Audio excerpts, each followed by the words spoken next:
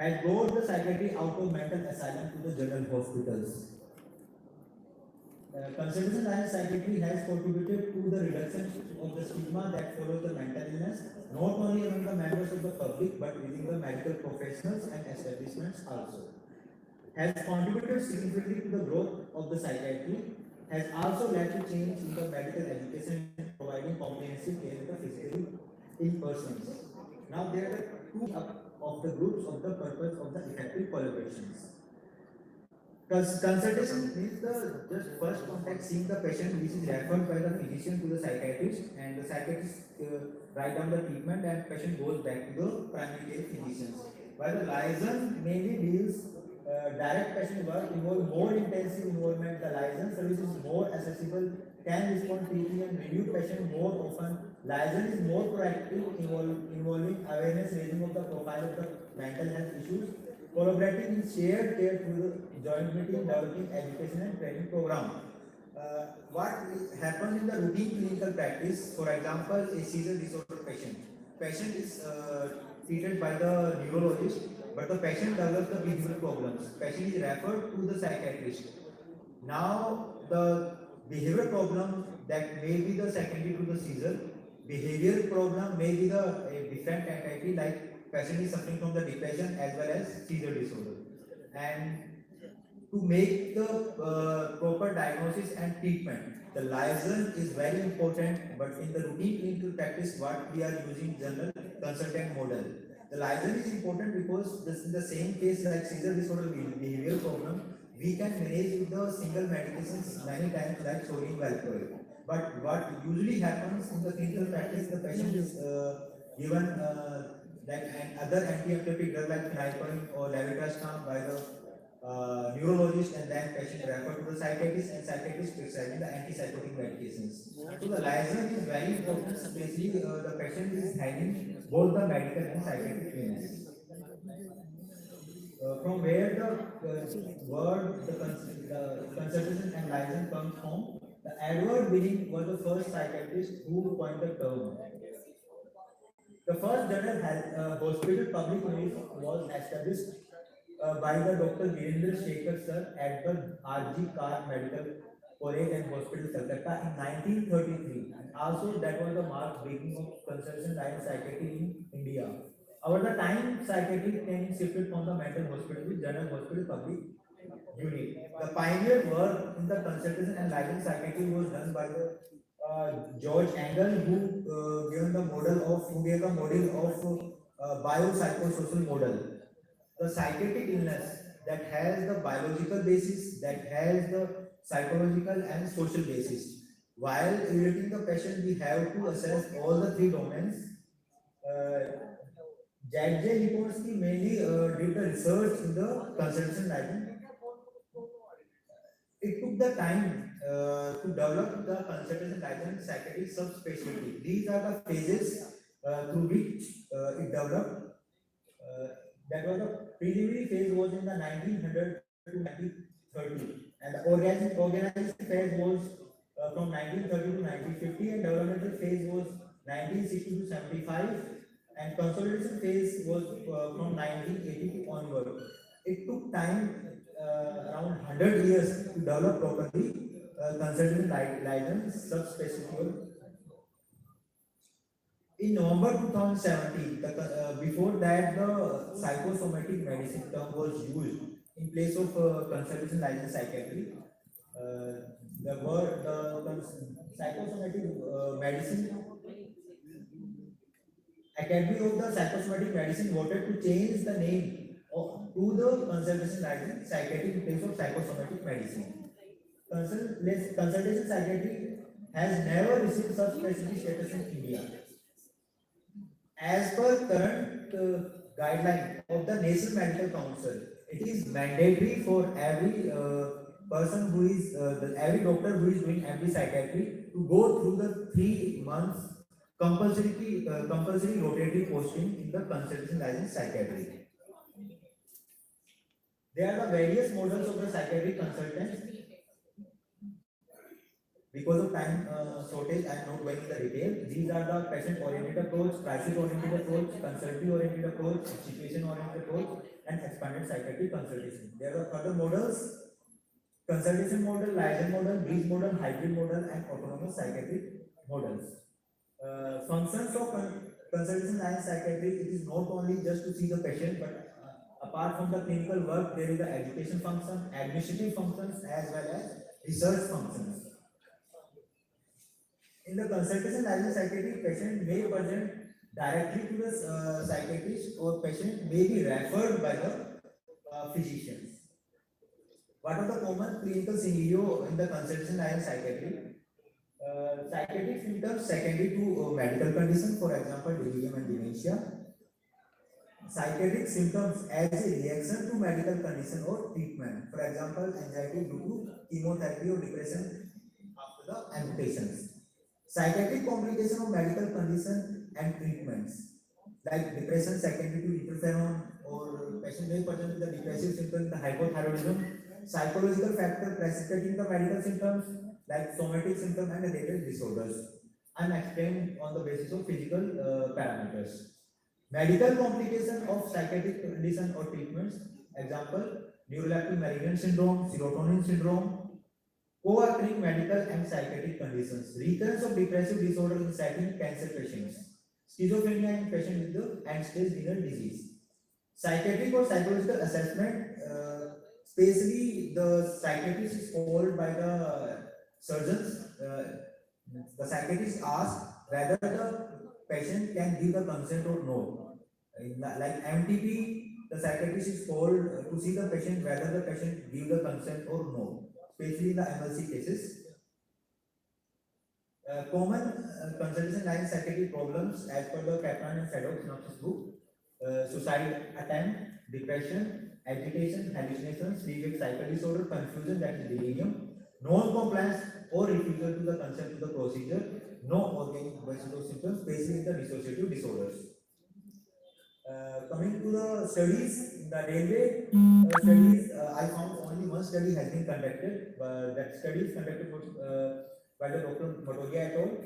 Occupational risk factor of the common psychiatric disorder among railway employees. In this study, they found that in the OPD basis patients in the railway hospital, those the patients who are coming to the OPD, among those around 48% patient has the comorbid psychiatric illness apart from the medical illness. So the comorbid psychiatric illness is very common, where the consultation line psychiatry is very important. Special issues in the consultation line psychiatry is especially those who are suffering the chronic medical illnesses, they are more likely to suicide, and the patient is called by the gynecologist for the case of the postpartum blues, depression, and postpartum psychosis. In the postpartum depression and postpartum psychosis, we have to rule out the bipolarity of the patient, whether the patient is suffering from the independent illness or the patient psychosis, or the patient is having underlying bipolar disorders. Other common issues in the Department of Gynecology, where the psychiatrist is called the premenstrual dysphoid disorder, pseudocyesis, hyperemesis, gravidum, pelvic pain, and teratogenicity. In the neurology and neurosurgery, what happens, the patient develops the behavioral complaints after the head injury, or the cognitive complaint after the head injury, then the consultation psychiatry becomes important, liaison between the neurologist and the psychiatrist and neurosurgeon. CNS infection, especially catatonia, can present to the neurologist, but definitely patient is having underlying, maybe having real underlying medical illness, or patient may have other psychiatric illness like schizophrenia or bipolar disorders. There may be a metastatic tumor, CNS tumor. If the hand the patient is case of cancer, then we have to rule out the patient present with the psychiatric problem may have the secondary in the brain. And subcortical limbic disease, especially elderly people while living in the psychiatric setup at the general hospital, the elderly persons many times present with the behavior and psychological problem. Those are the secondary to the medical illness or underlying the due to drug induced. So we have to rule out those things. In the post-stroke depression, Similarly, the other specialty, they are the interlink between the psychiatry and the other branch, especially the hemodialysis unit. Patient, the high chance of developing depression, suicide, sexual problems, and dialysis dementia. We have to keep in mind while doing the consultation and psychiatry the confidentiality. Confidentiality is very important, but in the special case like POXO, it is mandatory for all the people to report to the police. Problem faced during consultation and psychiatry are main problem and main issues are stigma of having consultation from a psychiatrist, uncooperativeness of the family members, stigma among the healthcare professionals resulting into improper care, lack of knowledge about the psychiatric disorder in physician and surgeon resulting into the low referral rates, refusal of physician to keep the patient in the ward and insisting to shifting the patient to the psychiatric ward. Patients complain no taking seriously by the primary care following the consult, non-compliance following the relief of acute symptoms and following discharge. In the current status of the consultation line psychiatry in India, it is never recognized as a specialist text in India. Again, a study conducted in India, it was found that on an average there was a 7 call per day in the various clinical department in the different medical colleges and hospitals. And three most common consultation line psychiatry issues were the delirium, substance use disorder, and depression and self-harm behavior. In the conclusion, consultation line psychiatry has a rich traditional knowledge base. Although this subspecialty of psychiatry is gaining weightage, it is still not very much explored and researched. In the future, the new clinical challenges to appear, it is going to further enhance the role and need of the psychiatrist. Hence, there is a need to improve the consultation psychiatry, provide the best and optimal care to the patients, the best education to the training, also in the railway hospital. Thank you.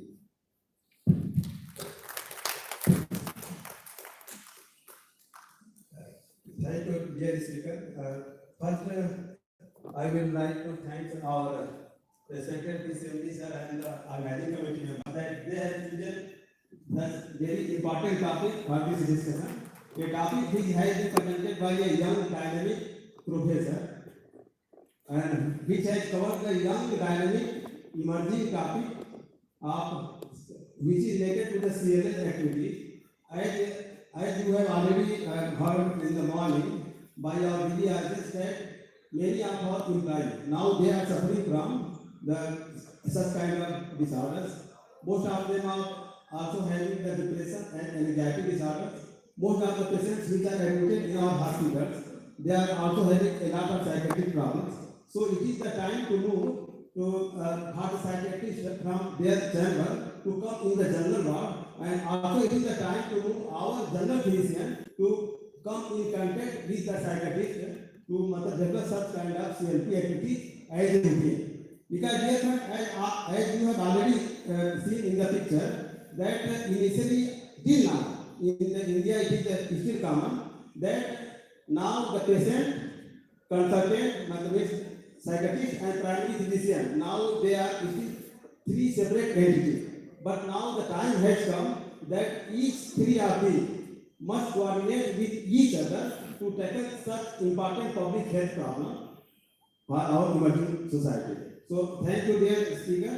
And before I conclude, I will also request my co-person to give some remark, and then please put up your question, because it is very important topic. And all the primary physicians have to be involved in the CLP activities.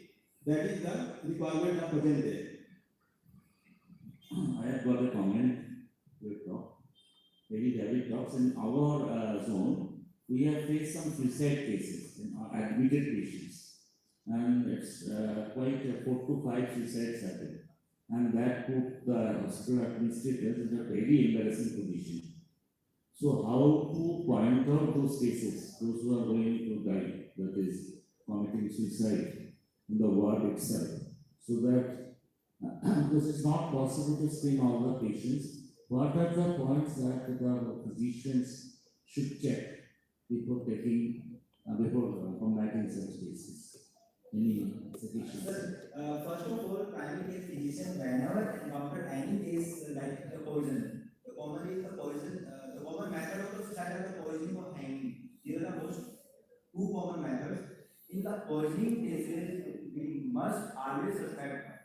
patient is having suicidal attempt, we must always suspect. So first is poisoning and second is hanging. We have to take the history from the patient, how the all the event occurred. If the patient himself is able to speak and tell, and then separately we have to take the history from the caregiver or those who are family members. If they are telling the same things, so then we reach conclusion that it is not a homicidal case, it is a suicidal tendencies. Apart from that, many times we will find the one person has committed a suicide, the past attempt will also be there. Many times I used to, in the psychiatry, we used to see the pulse, to check the pulse on the left hand. Why we used to see the pulse, check the left hand? Because we will see the cut marks. Because most people are right-handed, if they cut, we will see the cut mark on the left hand.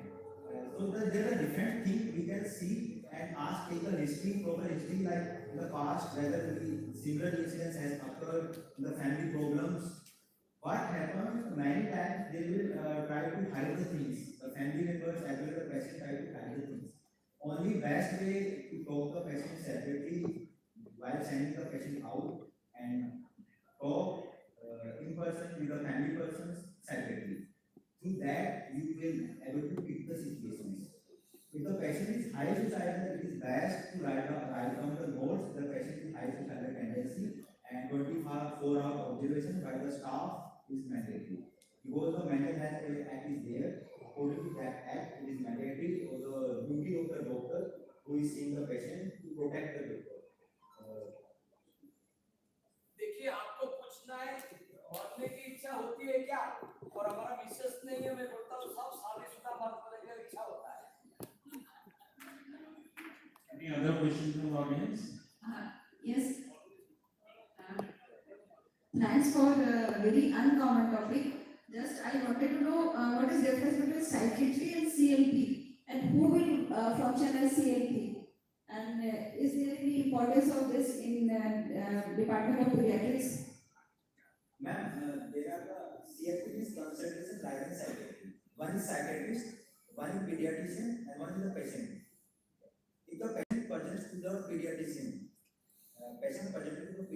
for the complaints of any XYZ complaints, the pediatrician thinks that there is some psychiatric illness, the manifestation is due to some psychiatric illness. We are not able to find out any medical cause of that symptoms. Sometimes it may be possible the patient is having definitive medical illness along with the patient is having psychiatric symptoms. So we have to send the patient to the psychiatrist. We will have to write down the notes what are the reasons for which we are sending the patient to the psychiatrist. Now the psychiatrist will talk to the pediatrician that these are the things I have identified the patient and we can plan the treatment of the patient in this way. So both together can decide the best treatment to the patient. What routine practice is happening, the pediatrician is seeing the patient, just going to the psychiatrist. For what reason they are saying, why is happening, what inputs wants, and what conclusion will be there. That's lacking. The liaison is very important. It's a liaison between psychiatry and other departments. Other departments. Consultant of other departments. Yes. They should communicate. There must be the liaison. Liaison model is lacking. Okay. Consultation we all are doing. Yes. So liaison between psychiatry and other departments. Thank you. अभी आपको सुन के खुशी होगा, निमान एक specialisation ला रहा है, consultation license psychiatrist का एक स्पेशलाइजेशन निमान ला रहा है, child psychiatrist, paediatric psychiatrist, consultation license psychiatrist, paediatric psychiatrist, निमान को सर अभी नया Yes, definitely. They are starting fellowship courses. Psychiatrist after MD, they will do a course on consultation license psychiatry and they will be called as consultation license psychiatrist. अरे मेरा आवाज बुलंद है. Sir, I want to mention one point. What happens many times? For example, a dermatologist seeing the patient is suffering from the urticaria. The urticaria is increased, symptoms are increased whenever there is a stress. So the patient is having apart from anxiety and depression, and urticaria increases whenever there is the anxiety and depressive features. So that then the dermatologist refer the patient to the psychiatrist. Patient went to the psychiatrist and he saw that it is the mental doctor. The patient complained to the higher authority that dermatologist want to declare me a mental case. These issues are arising in the consultation line psychiatry. So we have to be aware while seeing the consultation line psychiatric cases. Thank you. Sir, I would like to add one more thing, that our CFT is lucky enough that he has got such good team, and one of his the main organizing, he is so much academic that he has got the published paper in a reputed journal. So I will request all our CMDs and whosoever the seniors in charge, that please encourage your doctors for this kind of academic activities also, because that is required in the present scenario. Otherwise, we will be lagging behind, just as we have been doing since long in the railway medical service. Thank you. Thank you, sir, for sharing your in-depth knowledge about conservation library psychiatry. Railway को 177 साल लगा एक psychiatry conference करने के लिए। उससे आप पता लगा सकते हैं कि साइकियाट्री के लिए हम लोग कितना समझदार हैं और समझदार को इशारा काफी होता है। Now I request the Honorable Chairperson to kindly present a memento to our speaker, Dr. Sunil Sudha.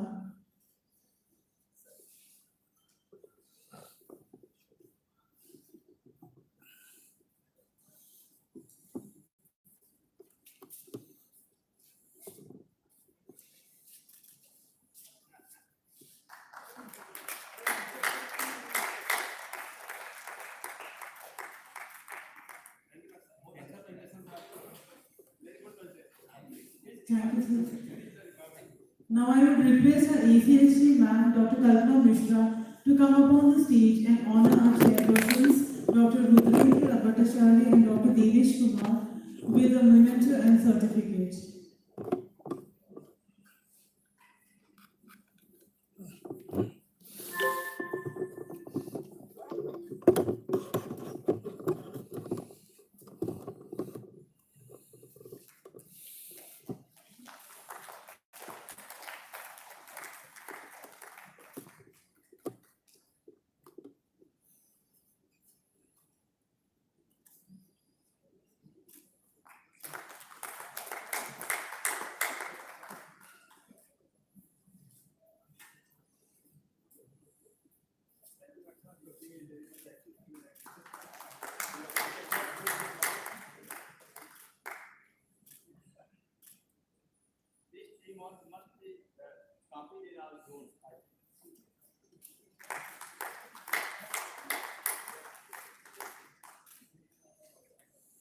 Thank you, ma'am.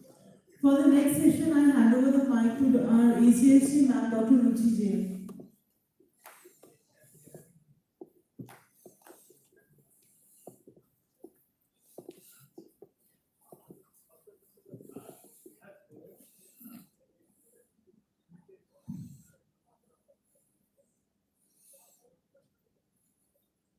Good afternoon. We are going to start our next session.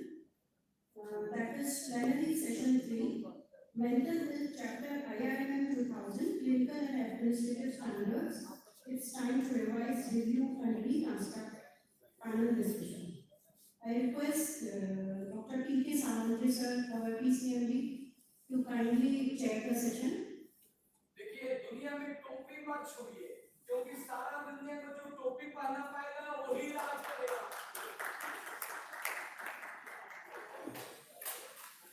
Sir is MD Psychiatry from AIMS New Delhi, joined Railways in 1986. Worked as head of Psychiatry Department at Garden Reach SCR. He was CMS of Mumbai Central Division and Chief Psychiatrist at GRH Mumbai. CHD of Central Railway Mumbai, Chief Psychiatrist at Vaikula Hospital. CMS as at Bhusawal Division and at present is our PCM. Now I request Dr. J.P. Rawat, sir, to kindly chair the session. Sir is MBBS from KGMC Lucknow, postgraduate from Nair Medical College Mumbai, developed psychiatry department at GRH Mumbai, which includes indoor facility, PCT treatment, recognized GR Hospital for TPM course by College of Physicians and Surgeons Mumbai, 20 students have passed the DPM course from JRH Mumbai. He has worked as psychiatrist, chief psychiatrist at JRH till 2018 and worked as CMS Rajkot and Bhavnagar. Now he is a principal CMD NCR. My request to Dr. Satya Babu to kindly chair the session. ये doctor Satyababu जो Indian railway medical manual का father है, एक father of Indian railway medical manual, एक ताली हो जाए। He is the chief health director at NWR Jaipur. My next request to Dr. Sarkar. Dr. Sarkar is here, CMS Ajmer. He kindly come up to chair the session. ये सरकार मेरा वैज्ञानिक बाबू है। मैं बंगाल में 28 साल रहा, 28 years, और ये मेरा वैज्ञानिक बाबू है। Now I hand over the mic to chairpersons for further proceeding.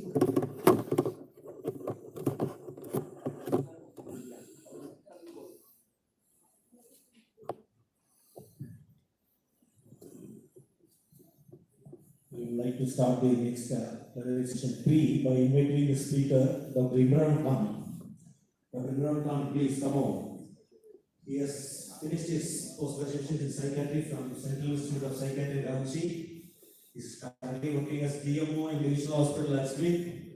He has been awarded DRM's award previously in 2018. He has previously worked at the prestigious All India Institute of Medical Sciences, New Delhi, and also in private concerns like Apollo Hospital and Women's in New Delhi. Over to you, sir. Good afternoon, respected dignitaries, respected PhD sir, Dr. P.K. Samantraj sir, Dr. J.P. Rawat sir, Senior Surgeon, Dr. Sarkar sir, Satya Babu sir, all respected delegates. Today I am going to present. My topic is alternative employment on medical grounds, medical decategorization and deregulation. It is a very important topic for Indian railway doctors because we are frequently undergo these things and frequently face many challenges and problems during evaluation and medical decategorization of employees.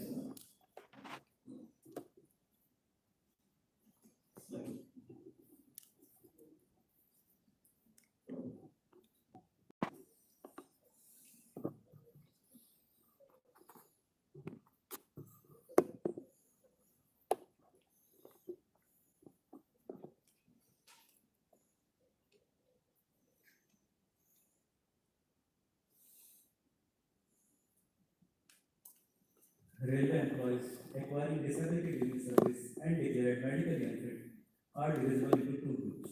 First, those completely disabled for further service in any post in the railway, that is, who cannot be declared fit even in C medical category, they are medically invalidated. And the second, those disabled incapacitated for further service in the post they are holding, but declared fit for another post in same or lower medical category, they are medically decategorized or AMG cases. So before understanding AMG and invalidation, first important aspect is our recommendation for light duty. Such recommendations are to be made by a railway doctor in favor of an employee when in his opinion, the railway employee who had been under treatment for serious illness or injury is fit to resume duty in his original post, but not fit to perform all the duties connected with that post.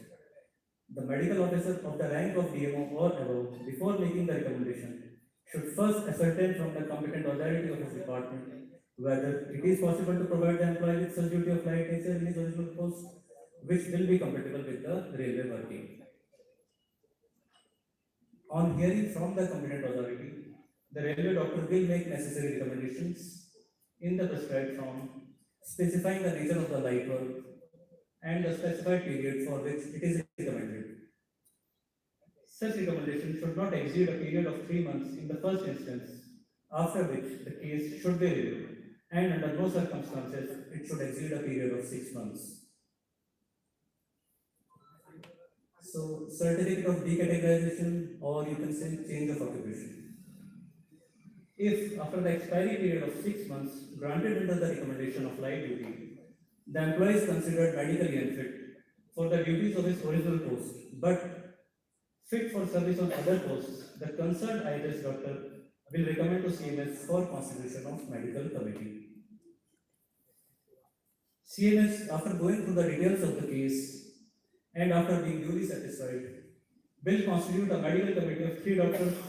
Generally, it is a standing medical committee in a regional railway hospital and a co-opted member of concerned specialty.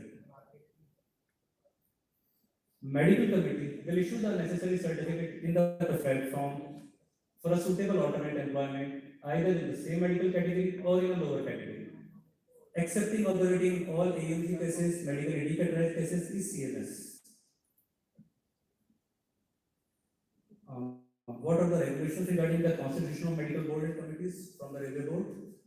As per railway board letter dated 22 July 2015 for constitution of medical board and committees, as first priority, only IMS doctors available in the hospital may be nominated. However, if the need for co-opting concerned specialists arises, railway medical authorities may request the concerned specialist of government hospital, HVS, specialist doctors empaneled on case-to-case basis for association in the medical boards and committees if IS doctor of that specialty is not available. If neither specialist from IHS nor government hospital, HVS, specialist doctors empaneled on case-to-case basis is available, CMP doctors with requisite specialization engaged by the zones may be co-opted in the medical board and committees. In view of the above decision, the zone should follow the following procedure for nomination of doctors in the medical board and committees.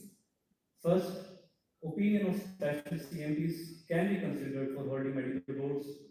If a specialist is available in the zone, he or she may be co-opted or his or her opinion can be taken by medical board. In case a specialist rise doctor is not available, specialist of government hospital, HVS, specialist doctor empaneled on case-to-case basis may be co-opted or opinion can be taken. If we are taking the opinion from the specialist from a government medical, from a CMP, then it is mandatory we should take opinion of the specialist from government medical college also. Now, when we are making recommendations while providing alternate employee to the employee, what should be the nature? It should be of general nature. No specific job should be mentioned in the decategorization certificate. All employees being considered for decategorization or alternate employment should be examined by a medical committee, and one of the members should be at least J grade or above, and one co-opted member of concerned specialty may be included. All such recommendations of permanent nature should be made only after the employee has been examined by a specialist in the field of the disease which the employee was suffering from. In the case of non-availability of specialists, the opinion of honorary consultant will be obtained and recorded. The recommendations of the medical committee will be forwarded to the CMS or MS in charge of the division, who will be the accepting authority. Para 574 is very famous for psychiatric cases. When we make a psychiatric case fit, what should be the precautions we should take? This is the list of posts in which staff having recovered from mental disease should not be employed. As our respected PCMDs are told, train running and passing is a very sensitive and needs a lot of physical and mental health. So such cases cannot be employed in train running and passing duties. We should be very careful because they can play with the life of thousands of passengers. Any duty which will entail the charge of a locomotive or a moving vehicle, for example, driver, shunter, guard, any duties connected with locomotives or moving vehicles where interference by the employee in charge may result in disaster. Any duties connected with signaling, any duties in connection with running trains, which would subject the individual to great mental strain, for example, control duty. We all know that control people, when they come to us, every control member says that I am going through immense mental pressure. They are suffering from insomnia because they have long hour of duty. And these people working in control, they need a lot of concentration for prolonged hours. any technical duties involving more than ordinary strain and self-control, any duties connected with traveling public which demand a firm control over temperament, for example, platform inspector, assistant station master, booking clerk, ticket collector, etc. Any duties which involve a higher financial responsibility than ordinary clerical duties, for example, play clerk, cash witness, etc. Any duties in which loss of control or a relapse of the disorder may result in loss of life and damage to the property. Any other employment in the railways which, although not specified above, is considered by the head of the department or the DRM to be unsuitable for the railway employee who has been subject to mental instability and is quite possible liable to recurrence. Disabled, medically deteriorated staff are absorbed in alternative posts in allied categories where their background and experience can be better utilized. While finding alternative posts for absorption of disabled and medically deteriorated staff, it is ensured by the administration that the interests of other staff are not adversely affected and no reversion of any officiating railway servant is made. Disabled and medically deteriorated railway servant is not only absorbed within a unit, division or department, but also in other units, divisions and departments. After decategorization, I would like to switch over to invalidation. So, certificate for invalidation from service, what does it mean? Patients who have been suffering from serious and debilitating illnesses, example, in terms of psychiatry, serious psychiatric illnesses like treatment-resistant schizophrenia, significant cognitive impairment due to psychiatric neurological disease for a long time, documented illness of at least 5 years in psychiatric cases, and documented illness of at least 2 years in other cases, require unfitness certificate so that his or her family members may get job on compassionate ground in Indian Railways. When the word invalidation is used for an employee in Indian Railways, it means declaring him permanently unfit for all kinds and categories of jobs in future on account of incapacitating illness, serious disease, which makes a person permanently incapable of doing any kind of job in future. Declaring a psychiatric case as invalid is more cumbersome, as critics of psychiatry often argue that psychiatric cases lacks objectivity.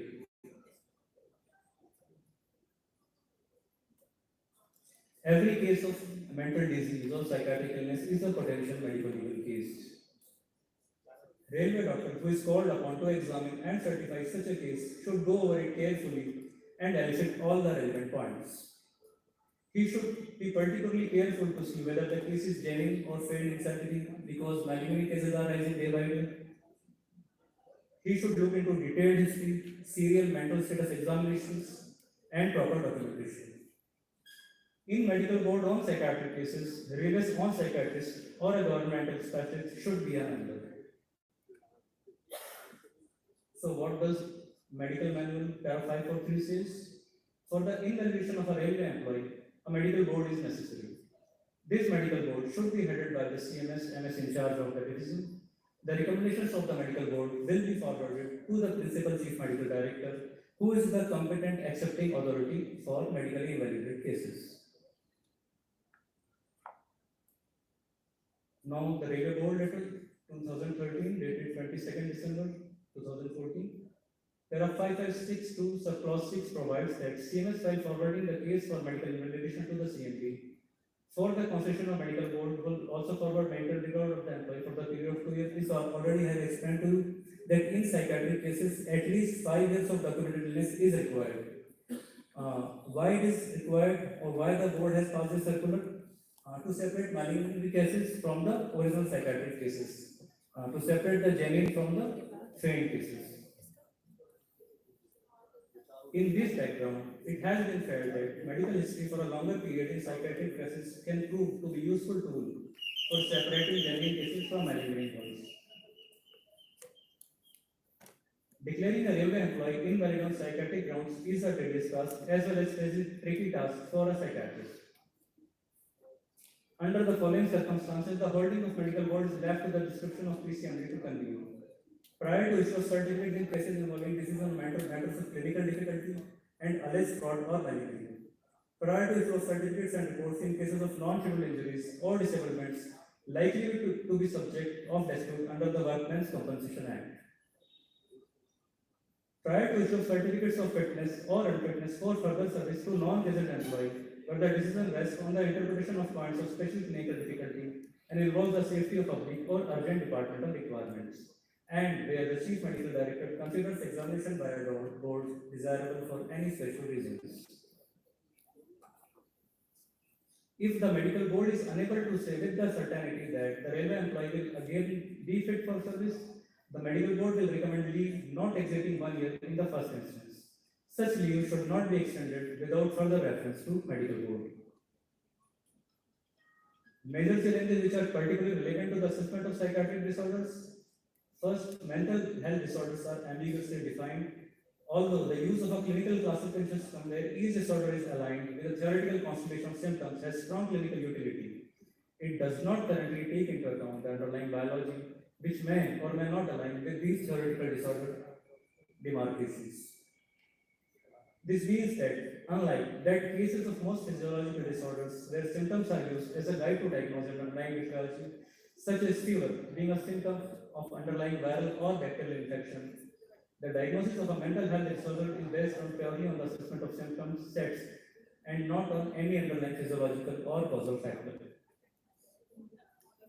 It is well established that a patient's symptom experience does not usually fit neatly into any one category, and comorbidity is the norm rather than exception. This reflects the fact that the boundaries between mental health disorders are blurry and question the relevance of having disorder-specific assessment tools, which sometimes makes it difficult to frame a diagnosis. So what are the take-home messages? Do not issue such certificates unless asked in writing by authority. The details regarding nature of job should be obtained before deciding fitness for duty. If necessary, patient may be admitted for at least 10 days observation. I think it should be made mandatory that we should admit the patient before declaring him decategorized or invalidated. Proper documentation of the certificate is desirable because in future the concerned authority may ask how we invalidate or decategorize the case, on what basis. So we should have proper and detailed documentation of the case so as to prevent any further future medical legal aspects. Thank you.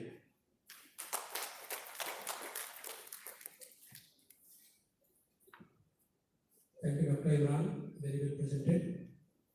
Psychiatry is a clinical branch. You will not have any MRI, CT findings in psychiatry cases. So you have very well mentioned that documentation is very important. When a patient is coming, you should write down the detailed history. What abnormal behavior, which type of abnormal behavior, at which places, at workplace, at home, at society. You write down 3 places properly. And this should be also ensured by relatives. They should agree that whatever patient has told, relatives are also agreeing. And you must take if patient is working, you must take a work report from the supervisor. Supervisor will give the detailed findings. Sometimes they support the employee. If he is having abnormal behavior, they sometimes they write good, everything. But it's specifically asked what is how his behavior is serious, what are the duty hours, whether he comes late, how many times he was absent in the duty, what abnormal behavior you have found in 3 months. All things you should document. Because I have seen many cases, I have faced many problems, but with documents have saved. One patient was driver, he was brought by wife with severe agitated abnormal behavior, and they said, sir, immediately इसको जल्दी से जल्दी ठीक कर दो. They want early treatment जिससे कहीं और किसी को पता न लगे कि इतना abnormal behavior था. So I told that psychiatric medication takes 3 weeks to act. 3 हफ्ते तो आपको मिनिमम रखना पड़ेगा हॉस्पिटल में. नहीं सर कोई और मॉडल की है क्या? मैंने कहा ECT है. तो बोले ECT दे दीजिए. कंसर्न दिया, ECT दे दिया. 3 ECT के बाद काउंट डाउन हो गया. और इसके बाद वो लोग रिक्वेस्ट किए कि जल्दी से आप मेडिकेशन दे दीजिए, please send me to home. और हमने मेडिकेशन दे दिया, patient improve 100% improve. I have written all the doctor findings and past history. He has taken treatment at Kanpur also at that time. Detailed history was written in the documents. He improved 100%.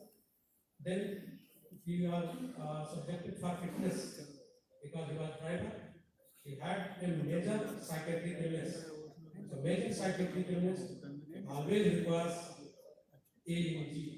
If he is working in safety category, if he was working in safety category, he was decategorized. And after decategorization, he was taking regular medication. He remained asymptomatic for 3 years because he was taking medication. And he got many awards, GM Award, Railway Board Award.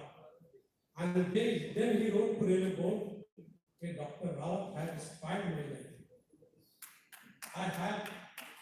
I have got 3 awards, 2 awards, GM Award and Railway Board Award. I was working as an ALP. He has decategorized as a clerk. And then inquiry came.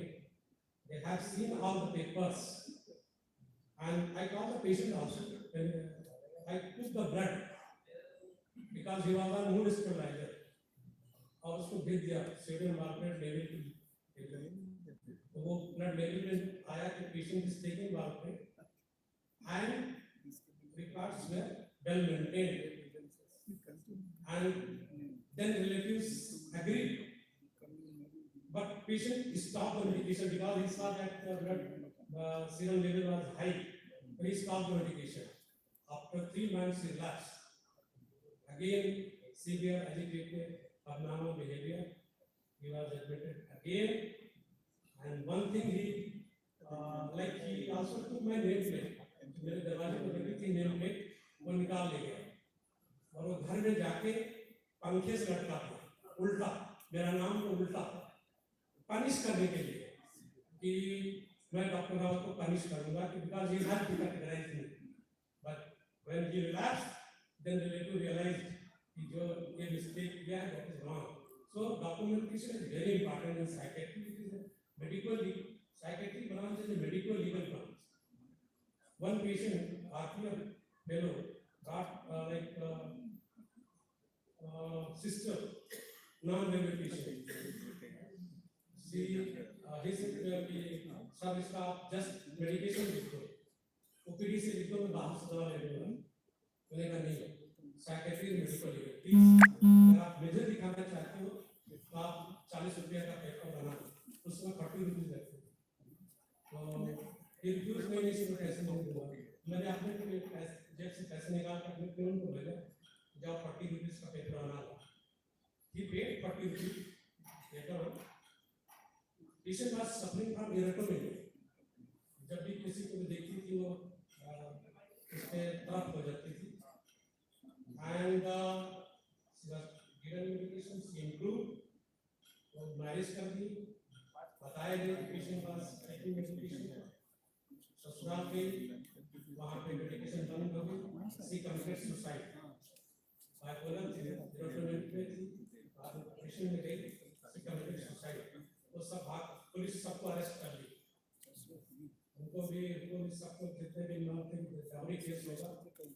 Ultimately वो 40 rupees का case paper था, उन सबको बचाया. इसमें लिखा हुआ था psychiatric major psychiatric illness. So documentation is very important. So before going for invalidation, AMG, please confirm your diagnosis. Take multiple time history from each individual if possible and note down everything. मैंने तो अभी ऐसा कर दिया कि उनसे बोलता हूँ कि आप ही तुम लिख दो क्या क्या सिम्टम्स है आपके, हिंदी में लिख दो. गाली देता है, मारता है, भागता है, कान में आवाज आती है, नींद नहीं आती है, सोने नहीं देता है, कुछ भी करता है, हाइपर सेक्सुअल है, वो खुद लिख देते हैं, साइन कर देते हैं. ऑलवेज अपने सीट लगा लीजिए. It is better. Medical legal is very important. Thank you sir. अच्छा हुआ कि वो डॉक्टर रावत का नेम प्लेट पेन से डरवाया, मेरा डॉक्टर रावत को नहीं डरवा दिया.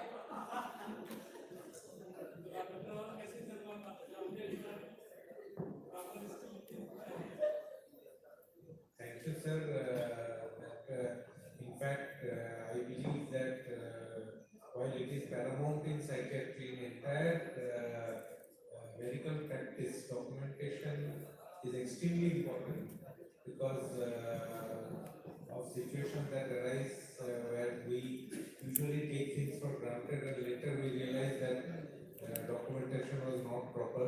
This quite often happens in medical board cases also, where when we go back to the previous history, we see that many there are gaps when we are studying the papers and preparing the final papers, even for AMG. So there are gaps, some investigation might be missing, or the paper may not be available there. It has not been, the investigation has been done, but somehow it has not been properly stored.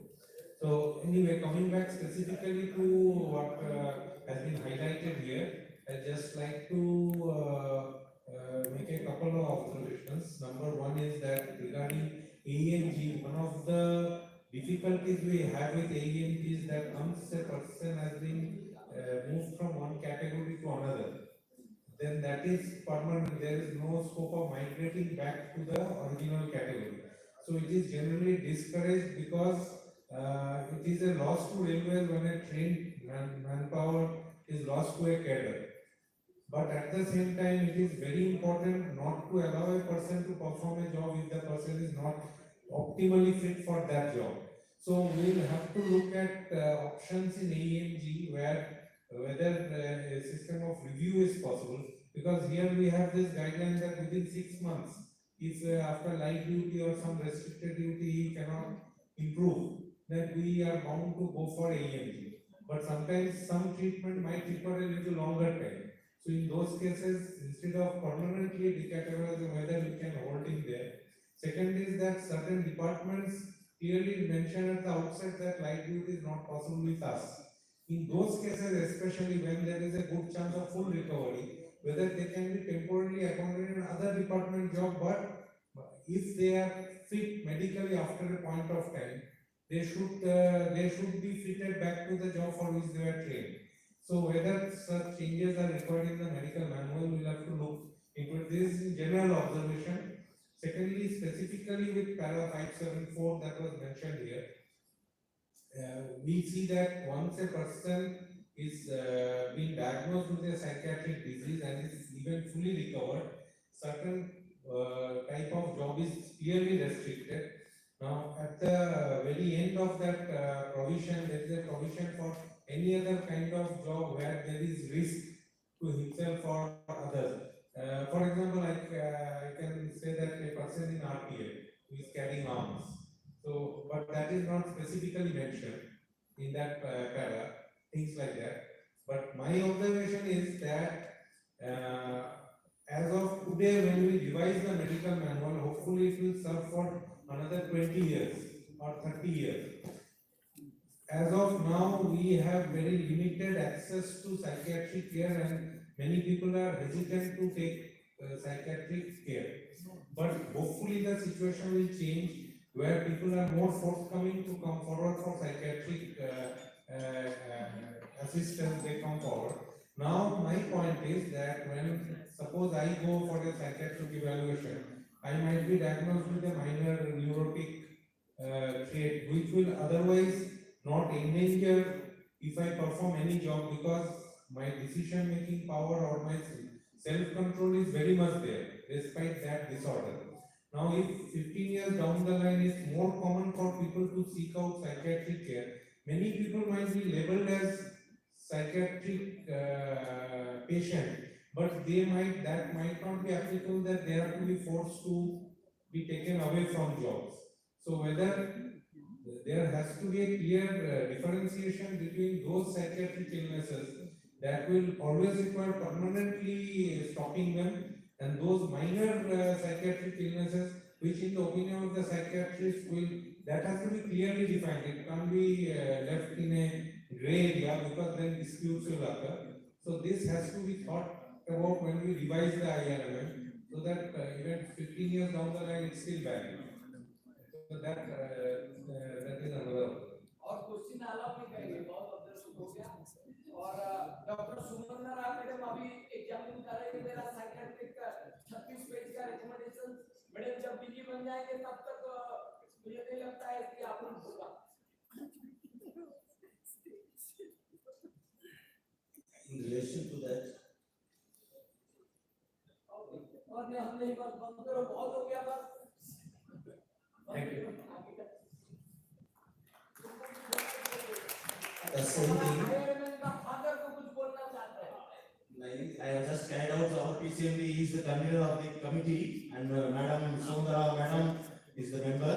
Just I wanted to ask you a request in the sense that para 574, which specifically deals with the list of duties where a person recovering from mental illness cannot be employed. Can you give, additions to that list, as he said, RPF was this thing, and 574H involves that any job involving loss of life, would that include a job of a staff nurse and a medical officer too? If diagnosed with a mental illness previously, you can consult with all the psychiatrists and add such suggestions to be included in that list, 574H list, one thing. Second thing, on technical point is that, decategorization, now we prefer to use the word AMG according to the Review Code guidelines, and this period of 6 months, which cannot be extended. I think there has been a lot of representation from IRS officers from all specialties, asking that this period of 6 months to be removed, because somebody recovers from an illness, either psychiatric or any other illness like a spinal surgery. You give him night job for 6 months, but after 6 months you are not left with any other option but to permanently give a decision, but sometimes he may recover after 2-3 months. So this 6 months, whether to be changed, that has to be being English.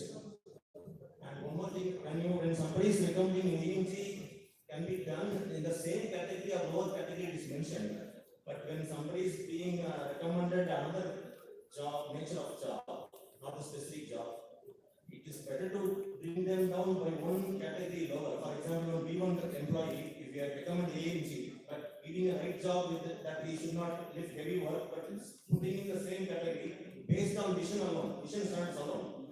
Then if he is less than 55 years and has got more than 5 years residual service left, he loses the option of getting a job for his ward. So technically there are certain cases where they are actually eligible, but because of this, they are not able to give. Otherwise, he has the option of taking DR and giving the employment is what. So that point very clear. Doctor Imran Khan को धन्यवाद, इतना बढ़िया topic बोला कि घंटे भर लोग discuss करते रहे, और मैं यदि अलाउ करूंगा शाम तक चलेगा ये डिस्कस करना। अभी और एक क्वेश्चन है मैंने,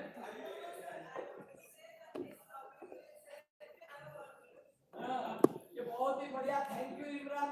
अरे तुमने तो एकदम कमाल कर दिया।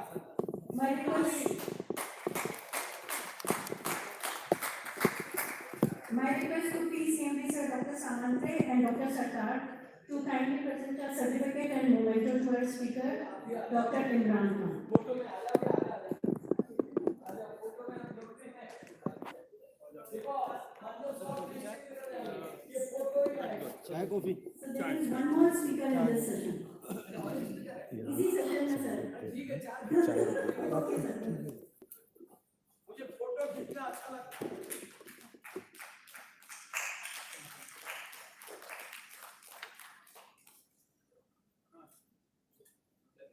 और एक जगह आप लोग मुद्दा है।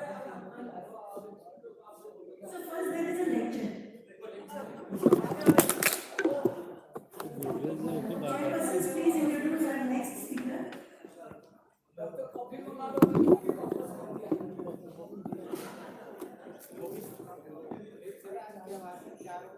Introduce our next speaker, Dr. R.S. Musolia, sir.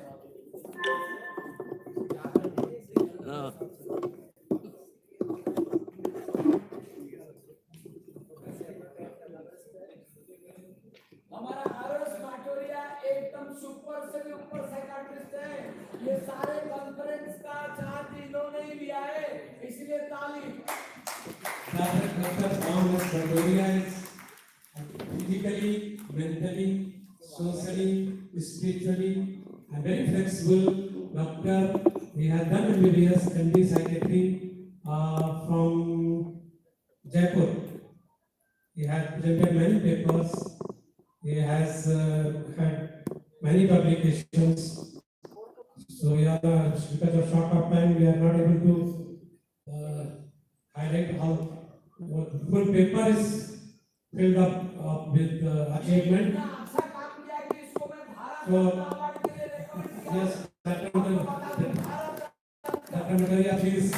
Respected guys and delegates, we are running very soon. So we have to move fast. Also the day has come. Near about 1 year back in November 2021, our PCMB Dr. B.K. Samandras have seen the dream of conference like scientific activity in which we can discuss about the IRM and mental health chapter. So today is that day, and after that the resurgence of the COVID-19 in March 2022, and the conference was postponed, and finally now executed. Again we move forward.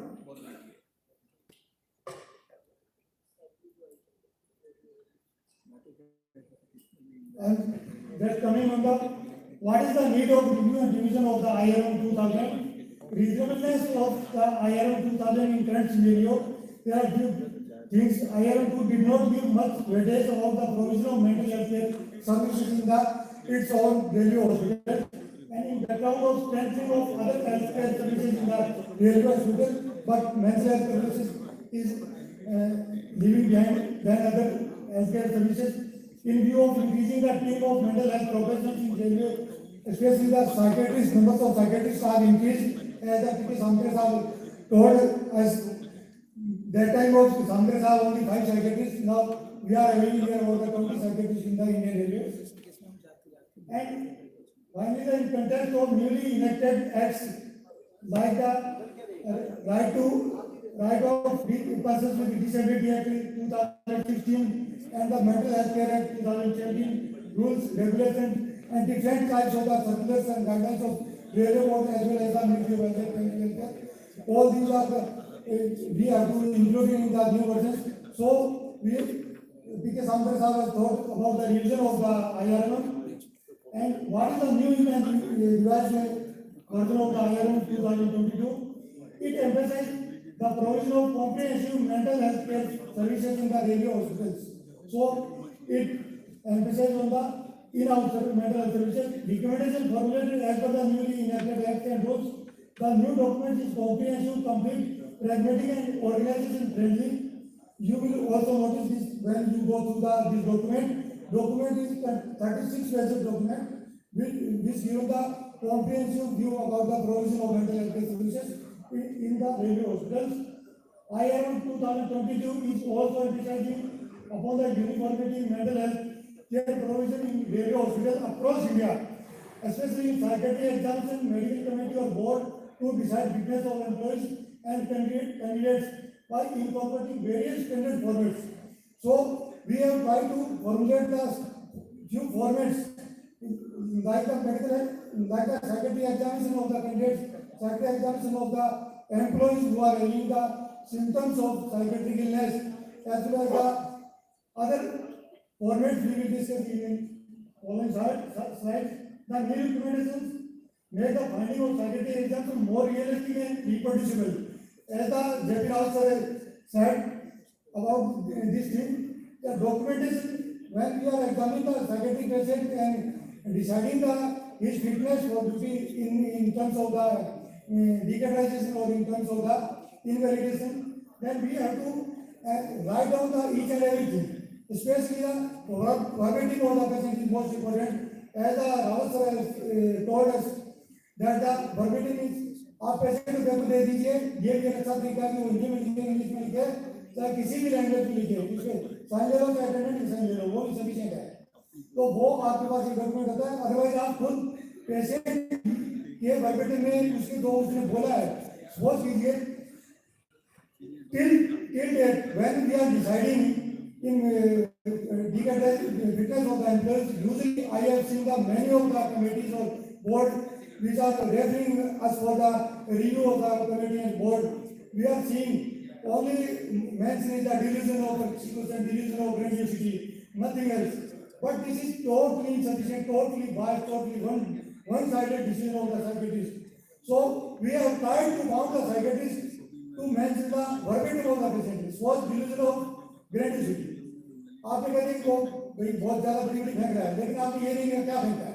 तो अगर कोई patient कहता है कि मैं मोदी हूँ, मोदी साहब चुनाव लड़ूंगा, तो you have to mention this thing in his or her verbatim. So it gives weightage of your examination, and you can stand in front of the medical committee, in front of the law of the court, when you are asked to sing your evidence. So these things are more important, and this thing is a realistic and reproducible. When any committee or medical board or any authority asks you to please explain what is problem in this patient, how you write down the division of medicine, then you can reproduce by asking the same thing to the patient or the attendant. There is no problem. So very easy, because usually psychiatrists in Indian airways are victim of the many things, not from the other sectors or other departments, also from the ourselves department. Our administrators are usually thinking psychiatrists ने बनाया है, पता नहीं क्या कह सकते हैं, क्योंकि we are not having the objective tools like the MRI, CT scan as the Rao sir told. We have to depend totally upon the subjective phenomena. So we have to try to make subjective to objective by properly documentation uniformity, by write down in the standard formats. So this will be applicable to all over India. And this is the journey of IRM division, and as the DG are instructed to DG RSS given the permission to constitute the review committee, and Samandra's are nominated as the convener, and Satyababu sir as the coordinator, worked very hard. Thank you, Satyababu sir. And our instructor Sundar Ram madam, PCMD NR as a member, and Dr. Mir Chaudhary sir, PCMD SER as a member. After that, this committee has decided for a technical expert from the railways. So, in a guidance of the sir, they have nominated three doctors, Dr. Imran Khan, Dr. myself, and Dr. Anand sir, our respected AAC sir, for this task, perspective of IRM 2000. I think there is no much problem with IRM 2000 in the sense of the mental health chapter. At that time, it was the most relevant, most pragmatic, most practical, most useful. But the time has changed because 22 years has already passed. So we have to modulate, we have to include many more things. So recommendation I have, especially we have recommended the in-house services in terms of the 10 bedded psychiatric ward in the central hospitals and 5 bedded ward in the divisional hospitals.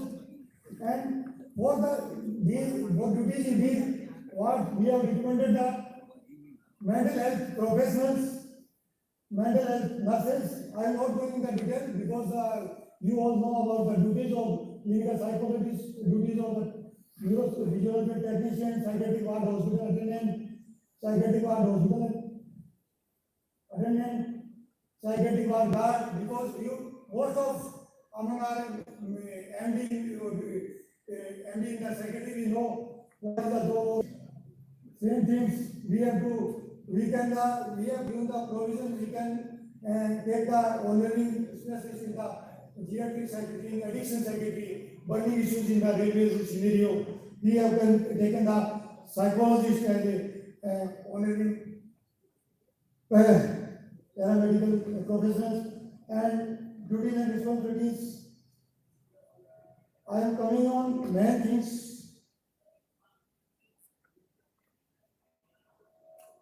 This one is the important thing. Now we are going through the critical chapter 5, medical examination. Medical examination of candidates for appointment and to the gazetted railway services.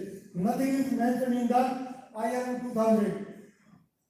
Most of them has faced this problem. When we are asked for the candidate, examine the candidate, therefore the candidate for the psychiatrist to give his or her opinion about the fitness as a newly recruited employees. So we are facing, so we have tried to include the mental disorders, because mental disorders usually having the nature of recurrence, relapse, remission.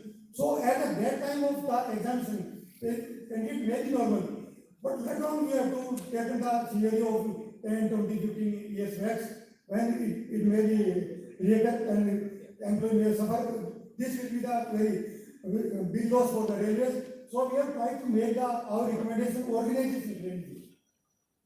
And we have And Dr. Imran has already told ideas with psychiatric cases history should be there, so that as our commentators have always told about the longitudinal clinical natural history of the patient must be included in all the examinations, and this thing is already included by the review board. Thank you.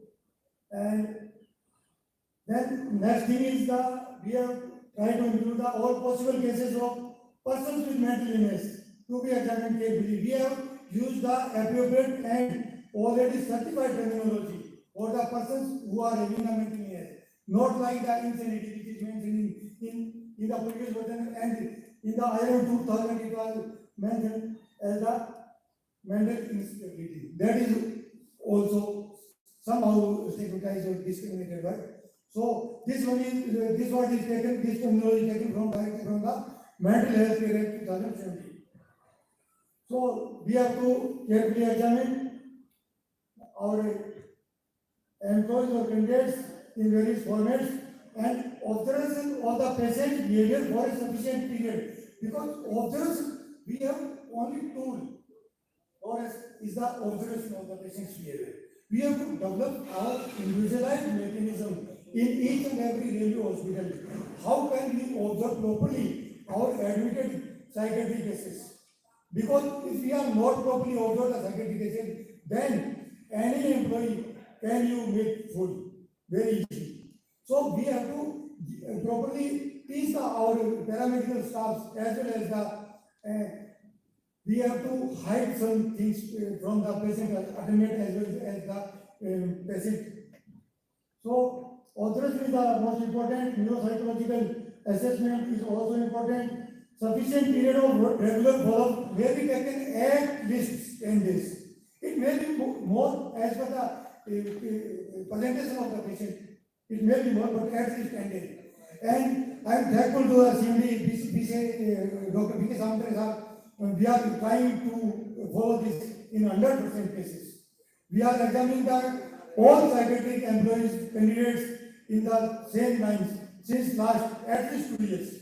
We are examining the case informants, we are advocating the cases, we are properly observing, we are noting down the behavior and his mental status examinations, and after that, we are reaching upon the decision in the guidance of sir. Thank you. And we are running short for the time. Topic was much important. I am coming on. Although we have already discussed these recommendations with the Dr. Rahman, PSYCHIATRIST and Dr. Mahir Chaudhary and Dr. P.K. Samantha and Satyam sir, we have presented 2 times BC for these recommendations, and almost all are agreed for these recommendations and presented under the railway board. So I am not going much detail in that. We will share all the documents, original documents or recommendations. So you can, then we have still time to improve in this. If you have any suggestions, we can. And I am coming on the 5-574, in which we are having some confusion, but I am not having any confusion, because person or authority or persons or authorities who have made this IRM 2000 very intellectual. I did my job with the Dr. Ramasankar sir. At least 3 months, we have gone through more than 16 books, Indian, international. We are not able to delete any single word from IRM 2000. Salute to that time's authorities. Then we decided, after discussion with the PCMD, P.K. Samantha, we just tried to make it comprehensive, realistic, and step-by-step guidelines to facilitate our psychiatrists and save our psychiatrists for the raising of figures from the other departments. Because थोड़ी देर पहले ही हमारे sir बैठे थे उनके साथ, जो कि हमारे एशियन से बहुत इंटेलेक्चुअल पॉजिटिव अप्रोच के इंसान हैं, तो वो कह रहे थे डॉक्टर साहब जब भी आपका बोर्ड या कमेटी होती है, स्पेशल कमेटी होती है, तो मैं तो 11 साल के सामने बैठता हूँ और वहाँ पे बहुत सारे ऑफिसर बैठते हैं, एम्प्लॉयज की स्क्रीनिंग होती है, जैसे वो देखते हैं कि मेंटल इलनेस है, सब लोग मतलब वही पता जाता है एटीट्यूड कि ये तो बिल्कुल ही फर्जी है, ये डॉक्टर ने बना दिया और कोई सेटिंग है, लेकिन ये सभी ग्रेटनेस है कि वो फाइंडिंग्स को पहले यहाँ से पढ़ करके जाते हैं, हमसे डिस्कस करके जाते हैं, कोई भी किसी प्रकार का होता है इनपुट लेके जाते हैं और सर हमें क्या प्रोटेक्ट करती हैं. So I request to all our seniors, present administrator, would be administrator, kindly protect our stream, kindly protect. We are trying to give our opinion or you can say anything in the help of the maintaining the safety of the railway as a system. We are also having the safety of passengers as well as the benefit of the organization. If we are not decategorized any bipolar patient, we will be having great trouble, not only as a doctor, as an administrator, but also as a human being, because we are dealing with the thousands of the lives of the passengers. So please consider it. But you, all administrators, you have to go through the documentation of the psychiatrist. If he or she is not giving the proper documentation weightage as per the formats, not produce the proper, just like verbatim and phenomena of the patient and response, कहते हैं hallucination है. भाई hallucination बोला क्या उसने, आपने क्या उत्तर दिया और उसने अटेंडेंट ने क्या बोला, ये सब चीजें लिखिए नहीं लिखिए, उसके वर्बेटिम में है कि नहीं है, आप इसमें आप डिटेल कीजिए, मैं की बात नहीं करूँ. Thank you. Gaurav thank sir. 177 साल का बाद ये साइकियाट्रिक रिकमेंडेशन मेडिकल मैनुअल में आया, इसलिए माटोरिया को थैंक यू, और मैं इसके पिक्चर नाम भारत रत्न के लिए रिकमेंड किया हूं.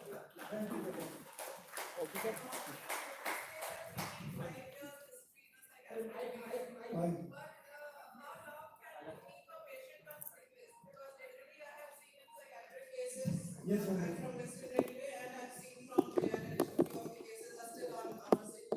Yes, ma'am. And I have seen that mostly the psychiatrists write 30 days sick leave and it keeps on continuing for months. Whereas the concerned department to which the patient belongs, they keep on hammering us and why you are keeping on sick list. And in few cases, the work report has been excellent. They say we do not have any problem regarding his work.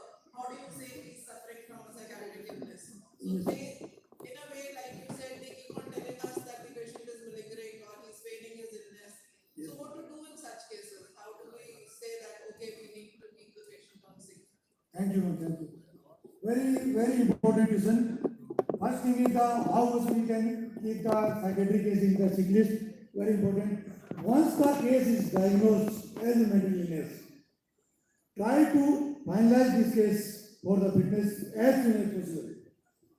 मैं 2017 में join किया था railway as psychiatrist. मेरे पहले ही case को vigilance ने उठा लिया था और वो टॉप पे था. 20 केस उठाए थे, टॉप पे वो था. उस टाइम के सीएमडी के डॉक्टर की सेंटर था. उन्होंने मुझे बुलाया और बोला कि तुमने रेलवे बोर्ड की गाइडलाइन को वायलेट किया है, तो आपका क्या है कि इसमें बहुत बड़ा इश्यू है, आप तुरंत रिपोर्ट डाल देंगे, क्योंकि आपने इस केस को खाली किया कि 3 महीने के अंदर डिकेटाइज कर दिया सिक में रखने के बाद में. मैंने कहा सर रूल्स एंड रेगुलेशन निकाल लीजिए. उनके पीएस ने उनको बिल्कुल क्या मिसलीड किया था. उसने कहा 5 साल का होना चाहिए. मैंने कहा सर ये 5 साल का जो है रेलवे बोर्ड का गाइडलाइन ये खाली इन्वेस्टिगेशन के लिए है, उसमें तो उसके बाद में उसके लिए कुछ है ही इन्वेस्टिगेशन की. यहाँ इशू ये है कि एक बार डायग्नोज हो गया, मुझे कब तक सिक में रखोगे. उसके घर में भी तो बीवी बच्चे हैं, खाएंगे क्या, उसको सैलरी कहाँ से मिलेगी, कौन उसको सैलरी देगा. आपको तो डायग्नोज हो गया, पहले 574 बोलता है कि if even the recorded case of mental illness you can't put in the following post. So as soon as the diagnosis we should decategorize. And another thing, work performance report. Under the guidance of our PCMD sir, we have formulated comprehensive work performance report. अब कोई भी supervisor उसके counter sign होंगे branch officers के, बच नहीं पाएगा. उसकी अकाउंटेबिलिटी फिक्स कर दी गई है. अगर वो ये कहता है कि मेरे कुछ पता नहीं है, गुड लिखता है, तो उसे दोबारा बात है. अभी सभी गाइडेंस में हमने एक केस को इन्वेलिड किया है, उसे प्रॉपर मंगवाते हैं और उसमें इतने पॉइंट्स हैं मैम कि उसमें किसी भी एंगल को हमने छोड़ा नहीं है. और ये पूरा डिस्कस हुआ है राम मैम के साथ में भी. डिफरेंट इनपुट्स आए, 2 बीसीडी हुई थी. तो इसमें वर्क परफॉर्मेंस रिपोर्ट अगर नॉर्मल आती है या एज नॉर्मल आती है, इसमें पूरा डिटेल है, मैंने मेंशन किया था. we have to take information from as much as possible correlated information, and then we have to match all information as well as the psychological tools findings, as well as your observation, your MSc findings, as well as finding as a patient is involved by written by the our paramedical staff or observed by the paramedic. Then all correlate सबकी क्या है कि आप मिला लो, उसके बाद उसका result निकालो. Thank you. Yes, ma'am. Please.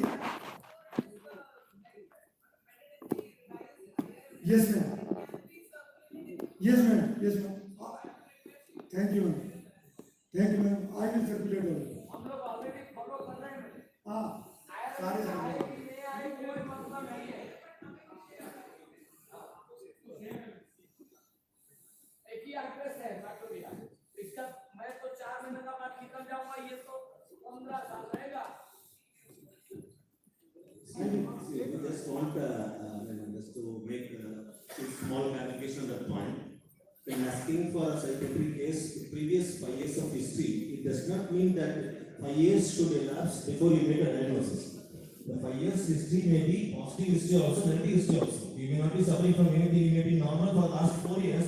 In the last 1 year around, you may be having symptoms, and based on psychiatric examination, psychological assessment, and history, if you are able to make a diagnosis, it's well and good, but you should ask for the 5 years history. One more thing. My confusion ये है, आवाज इतना बुलंद नहीं है। Confusion ये है मुझको ये कि आपने ये कहा कि 6 महीने तक की अपना लाइफ ड्यूटी का है और इनवैलिड करने के लिए 5 साल, बाकी टाइम क्या करेंगे? इनवैलिडेशन के लिए 5 साल का मेंशन जरूर है, लेकिन क्या है कि अगर आपके पास स्ट्रॉन्ग एविडेंस है, ऑब्जेक्टिविटी अपने को चाहिए, क्योंकि जो मेडिकल पोटेंशियल है 6 मंथ का कोई 6 मंथ का कोई क्राइटेरिया नहीं है. उसको हटा दिया गया, इसमें ये कंफर्म करो, क्योंकि अभी तक एग्जिस्टिंग है 6 महीने तक वैक्सीन आपको लाइफ ड्यूटी चाहिए। लाइफ ड्यूटी का है, लाइफ ड्यूटी है वो कैसे लाइफ ड्यूटी हमने 6 महीने दी, कंडीशन नहीं सुधरा, I have exhausted all my already, I have to go for अभी इतना आर्गुमेंट नहीं, बस टाइम हो गया। अभी चलो नेक्स्ट सेशन डिले हो रहा है, बाद में तुम मैक्रोविया कोड ले लेना अपना जोन में, मैं ड्यूटी में भेज दूंगा 15 दिन का। बंद करो, आर्गुमेंट ज्यादा हो गया। My request to all chairpersons to kindly present a momentous certificate to our speaker. अल्लाह बस चारों लगेगा, ये बहुत हेवी वेट है।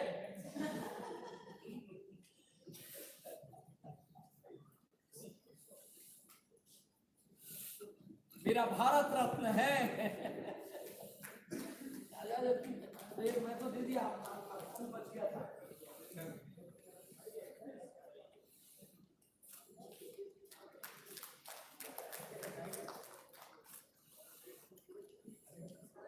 डॉक्टर मैक्रोविया बहुत हार्ड वर्क किया है ये साइकेट्री का 36 पेजेस रिकमेंडेशन लाने के लिए।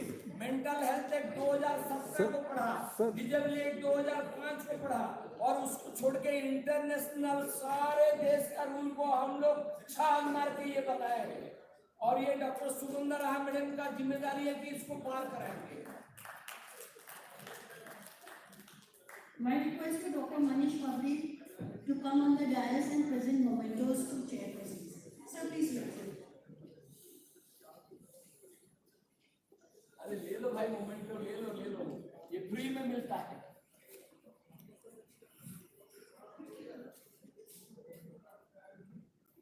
बढ़िया।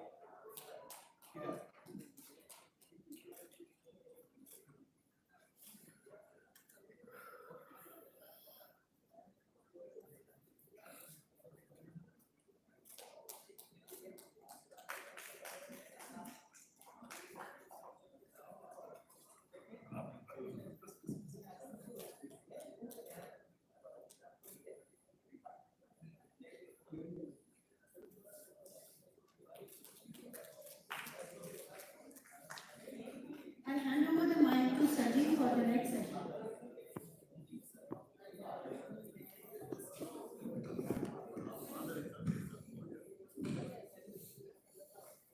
Albert Einstein once said, if you knew what it was you were doing, it would not be called business, would it? It is an occasion like this we get opportunities to gain new knowledge and understanding. We We look forward to get exposure about what the guests of brains think about this topic. On mental disability calculation criteria and certification in framework of recently enacted rules and regulations. The chairperson for the session is Dr. S. K. Srivastava, PCMP West Central Railway. Dr. S. K. Srivastava, so please come up on the dais and take a seat. Dr. Lalit Patra, Senior Professor and HOD, Department of Psychiatry, SMS Medical College. Dr. S. K. Mishra, CMS, Chakradarpur, SER. Dr. Chandra Singh Anand, PCMB, Western Railway.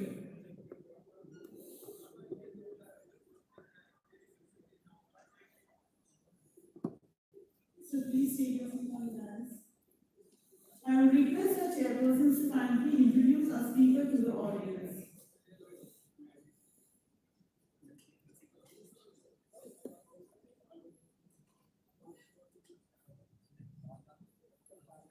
Very good afternoon to all. It is my honor and pleasure to introduce Professor Namba Ravani. She is clinical psychologist at Colombo and has many publications to her credit.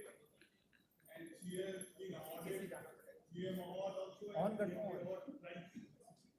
And she has a special interest in running memory clinics and cultural specific cognitive retraining module for adults with memory impairment in the mother language. Now I request her to give her lecture.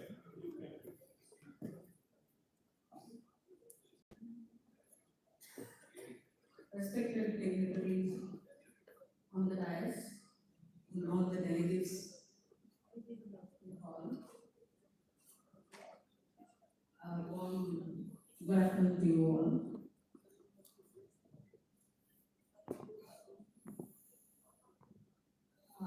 Actually, the very clinic was started by Dr. Usha, a psychiatrist, in 2007. I started running, giving CRT, as cognitive retraining for elders who are attending the Brewery Clinic from 2012 onwards, and we had to stop it by 2019 due to COVID. And I developed a new bridge. Yeah. So these are my credentials.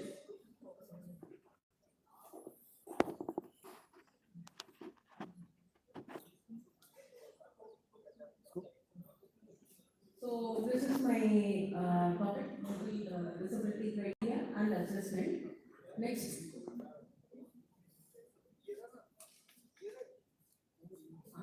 This is the flow chart of my presentation. The disability certification. I'll start with the history of certification, and I'll be talking about the genuine part of illness, and the genuine part of illness are MR, psychiatric and neuropsychiatric, and I'll be talking about tools used in each condition. And then later I will go to the next part, the not so genuine thing, and there is a manual and the tools used that in context and in phase during the yeah. I think I'm very short term. So this is not so genuine. The manual and tools used, context, legal and non-legal considerations, and then the report format which we have to click on. The history of certification thing is, first we started for only one purpose, the involuntary hospitalization of a patient. That was long ago, in 1774, Manhouse's Act, Section 21 of Great Britain. And then later, and then also it was named as orders only, not certificates. It was not certificates, only orders. Then later, in the 19th century, the first known mental certificate was issued in the Commonwealth of Virginia, US, in 1902 only. So the scenario has totally changed. Now, it is for a lot of other purposes, non-clinical, non-medical purposes, like these things. I don't have to go through all this. I can read it. If you have read it, and even matrimonial matters, child custody, insanity, defense, the court of law, the ability to stand the trial in the court, to enter into a contract, whether it's civil or otherwise, making a valid will for discharge from mental asylums.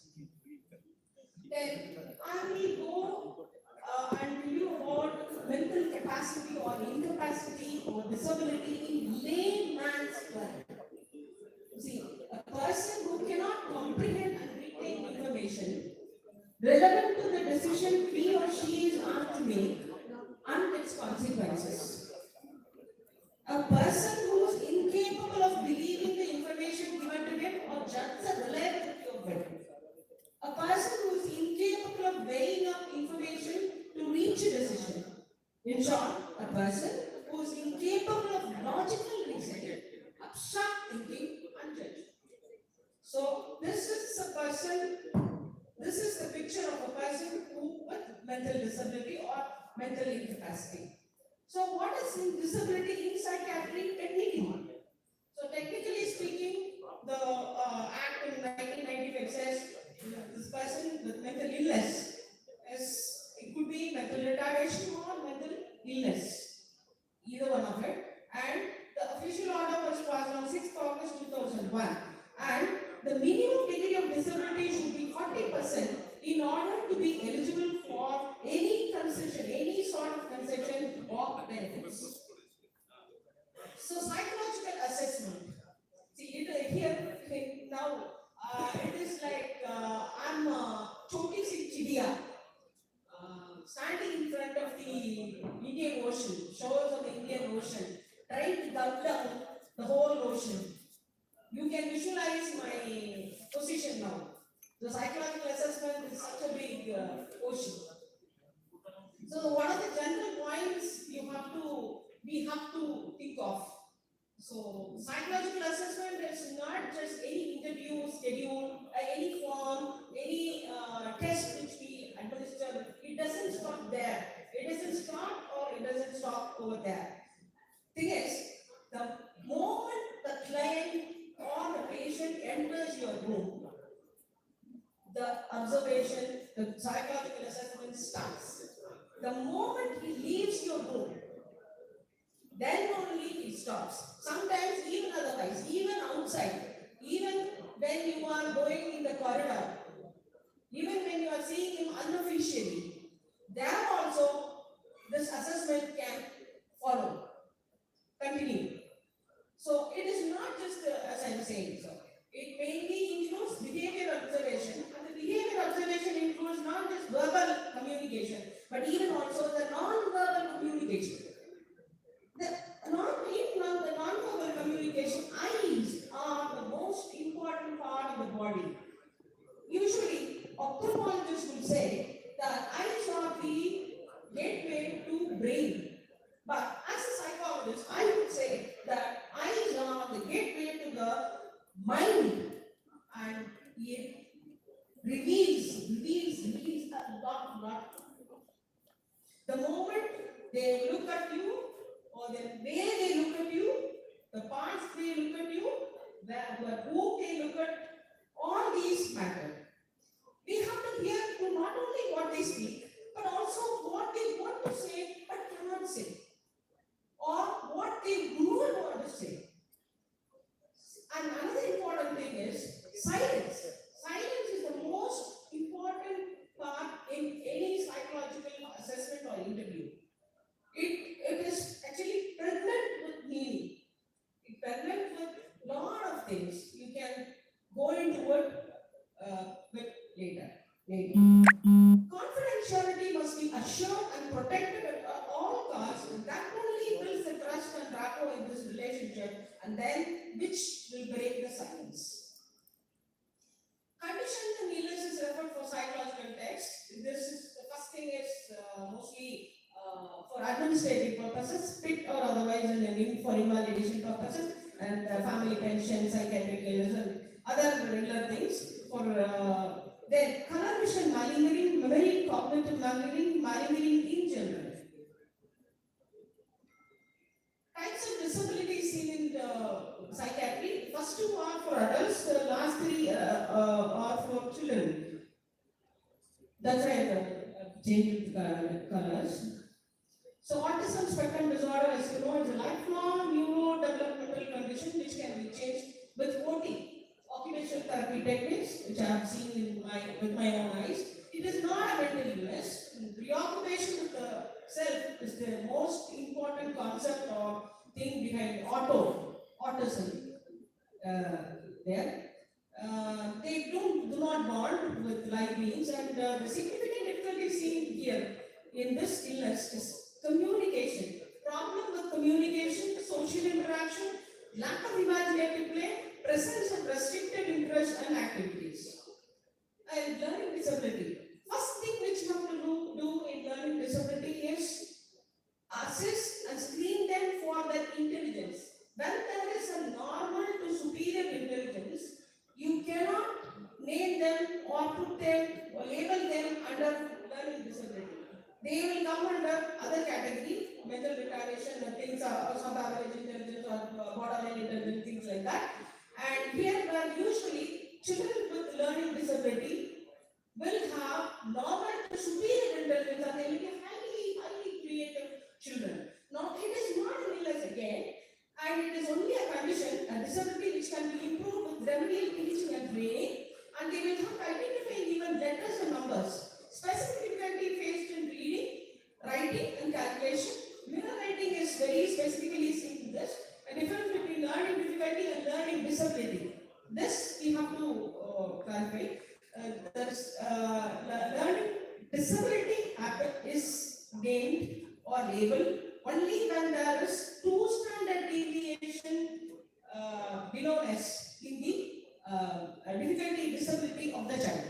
If there is more than that, like if for example, if the child is studying in the 5th standard and the child is not able to read even the 2nd standard book or 2nd standard maths or do 2nd standard things, then you can say the child is in LD, learning disability. If the child is able to do 5th standard and be able to do 4th standard maths, read the 4th standard thing, then it is only learning difficulty, not learning disability, even though they are both known as LD.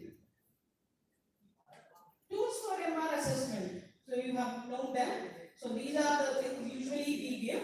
And the last one, ADTMR, is given for assessing the disability percentage. Those other things given above are for the test. Last one is for giving the percentage of the disability. Tools for us ASD and LD.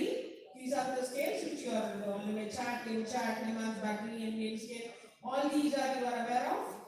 And again, there is another question of tools which we use. I'm not saying this is we start and end here. This is only part of what we do in our clinic. It goes, the list goes on and on and on. And the projective scales. And the things in red are given to children. Children have perception test, free drawing test, free visual test, and then tools for neuropsychiatric disability. These are the tests which we usually administer. The challenges in certification. What are the challenges? Malingering. Dr. Imran was talking about it, and another doctor was talking about malingering, not being genuine in their performance. Getting a written consent becomes a problem then. Building rapport becomes a problem then. Cooperation of the client is very hard to get. Suspicious, the child, even the doctor was talking about it. When a person is referred to psychiatry, they have a taboo. They are ashamed. They are questioning us. Why aren't we? I came to ear doctor. I came to ENT. Why am I being referred to a psychiatric clinic? why I'm being sent to you? You are a mental person. I mean, mental doctors, you say. See, why are you, I'm being sent to you? So they do not like it, they don't want it. So they become very suspicious and they guard in their performance over even. And the unique bizarre maligary presentation, which I have seen so far, is blindness, totally blind, not colorblind, totally blind, and muteness, refusing to get up from the bed for even 2 years continuously, muteness, totally mute. So this is the flowchart of how we arrive at the assessment of maligary, which I have already seen. If there is medically, physically, and otherwise you screen them for any illness, if all the illnesses are found to be normal, within normal limits, then the thing is, then maligary. Then we go into fictitious disorder or maligary. Then why a person or be not labeled as a maligary? Because the psychiatrists are undergoing all these dilemmas. There is an ethical dilemma, difficulty in proving absolutely, and lack of standardized objective tools, fear of getting into a legal tangle, fear of stigmatizing the client, fear that the client is likely to be punished by the institution, easy access in the public domain, which is very, very common now. Public domain about psychiatric symptoms, wherever you just open the Google, it is there. So you can fail very easily. And there are even domains which teach you, which tutor you to maligre, how to maligre. Public opinion, that is easy as I'm saying, it's very easy to fail psychiatric symptoms and just escape, even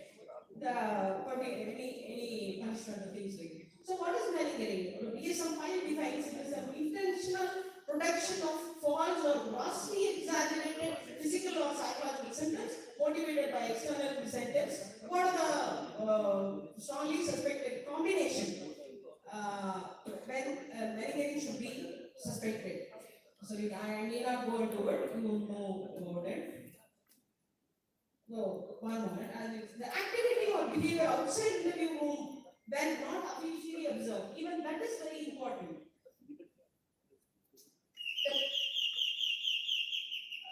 Positive external incentives. This also you may know the job dissatisfaction is one major cause I have seen. Conflict at work spot for obtaining to grade financial responsibilities, burdens, demanding job for an immediate family member, demanding off-class unfitness. So when you are interviewing a manager, this is very important, I believe. I'll just go through just 2 minutes.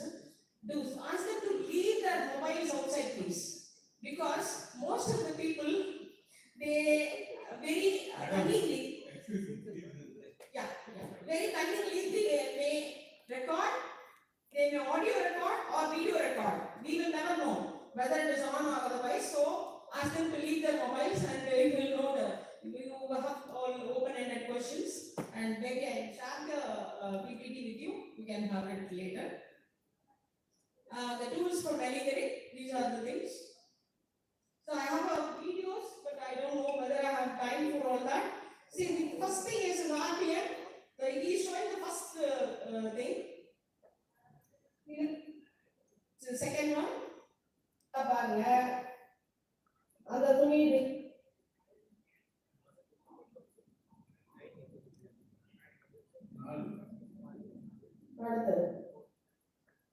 even in Batias,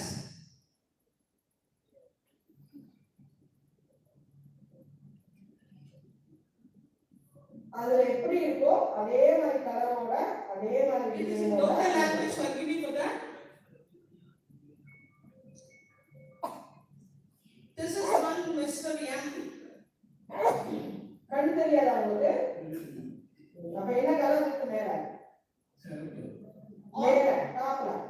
All the videos are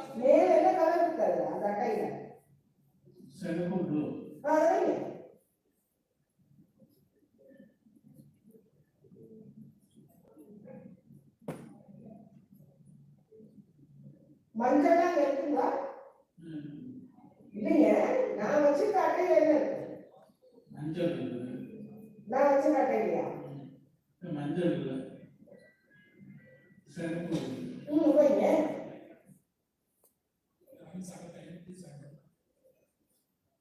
So certification dues, these are the things which will later really don't never issue a certificate without seeing a client. Certificate is not a clinical formulation. Avoid value-laden statements, avoid general terms, exclude psychiatric information that is not directly relevant to the purpose of certification.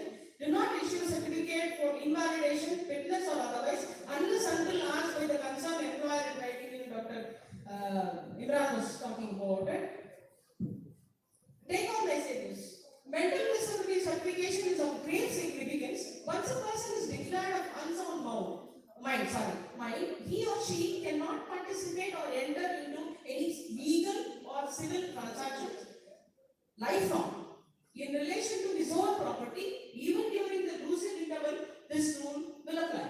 While the certificate remains in force, a finding of incapacity in the proceedings is prima facie evidence of unsoundedness of mind in all other civil legal matters. Consequently, such a certificate takes away the personal autonomy of that person. They are deprived of their civil rights. Hence, anyone who is authorized to give such a certificate should consider all the matters discussed above and act prudently. These are the references, and just given only a few. I have referred many. Thank you so much for patiently listening to me.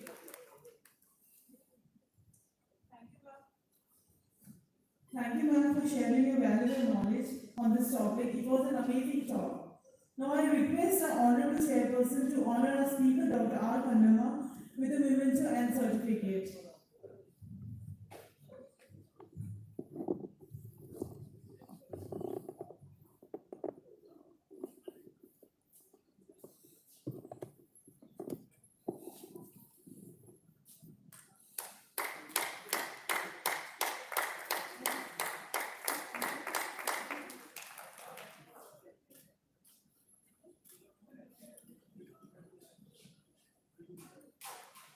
Now I would request our ECHD man, Dr. Ruchi Jain, to come up on the stage and honor our chairperson, Dr. S.T. Srivastava and Dr. S.K. Mishra, with a memento and certificate.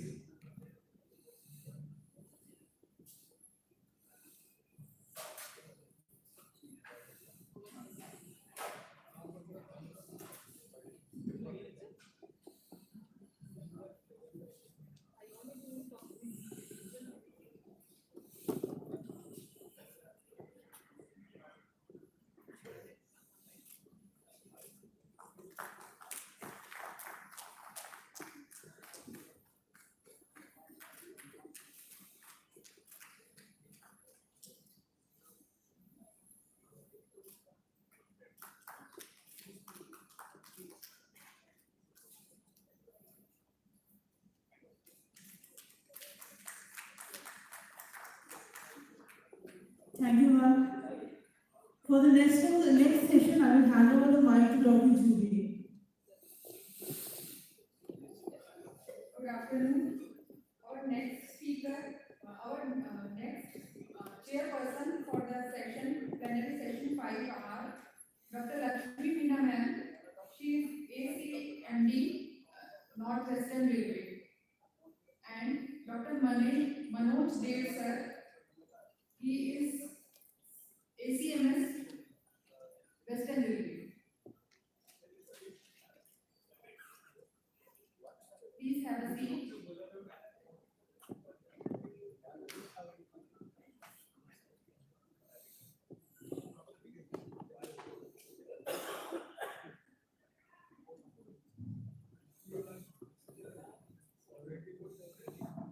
I'm pleased to introduce our next speaker.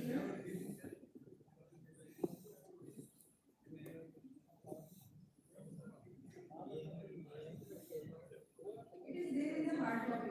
Hard copy is also written there.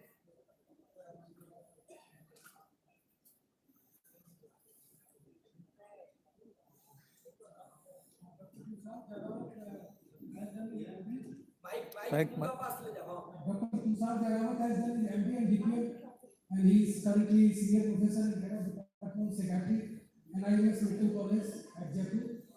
His area of interest are social and community psychiatry, and he has more than 25 years of experience in psychiatry. He has more than 25 publications in his name, both national and international, and he has co-authored 4 textbooks related to psychiatry.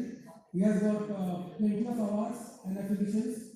He has been a past president of Indian Psychiatric Society, North Zone, a past president of Indian Psychiatric Society, Rajasthan, and a past president of Delhi Psychiatric Society. He has special works done, written 1 Hindi poetry book related to psychiatric disorders and de-addiction, written 1 Hindi poetry book, Mananjali, related to COVID-19 and mental health and other socio-cultural issues.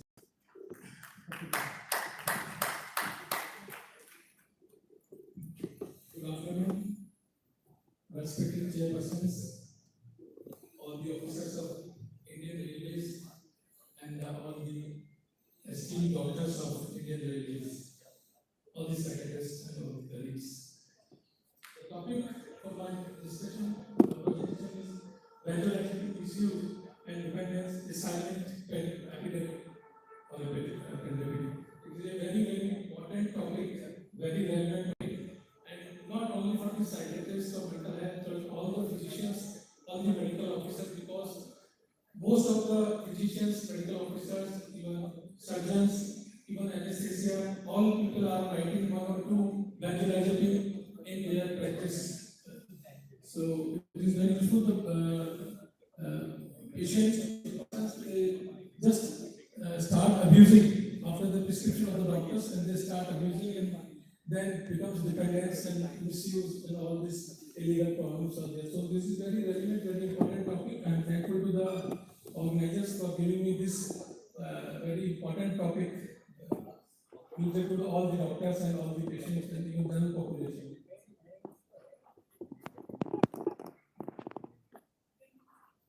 So the sedatives are this abuse, excitement and calms the subject without inducing sleep, though drowsiness may be produced. They decrease responsiveness to any level of stimulation, and hypnotics, they induce or maintain sleep similar to normal arousal sleep. There is a considerable overlap between the two, and hypnotic at lower dose, they can act as sedative, or sedative can also work at higher dose as a hypnotic. If you go to the history, the alcohol has been used as a sedative since ancient times. Then chloral hydrate introduced, then bromide, then the barbiturates, 1864, and the benzodiazepine, this chlordiazepine of lithium, it started in 1955 and 1960. It is followed by the diazepam Valium. In 1990, because of these lethal side effects, toxicity, and several intoxications and suicides, the barbiturate has been replaced by the benzodiazepines. These are the classifications basically. This alprazolam, we all know, chlordiazepoxide, clobazam, clonazepam, clorazepate, diazepam, flumazenil, lorazepam, oxazepam. These are the very common benzodiazepines used in our common practice. Then Z compounds, then barbiturates, convergents, and miscellaneous are there. And atrazolam is not a true benzodiazepine, but similarly it is an analog of the benzodiazepine. It is also very common.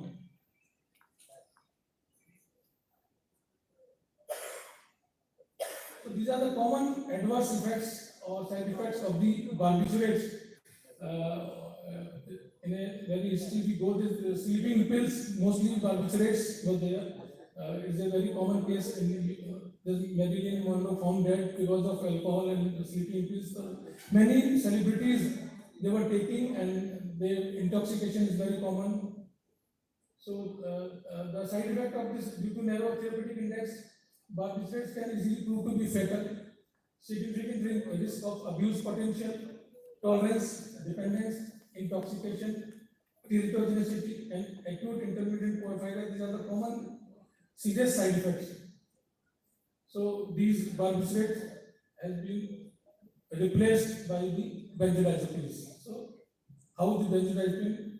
Now it is very, very common. One of the commonest medicines in medical fraternity, not in the psychiatry, but even in the medical fraternity, it is one of the commonest medicines used and abused, misused.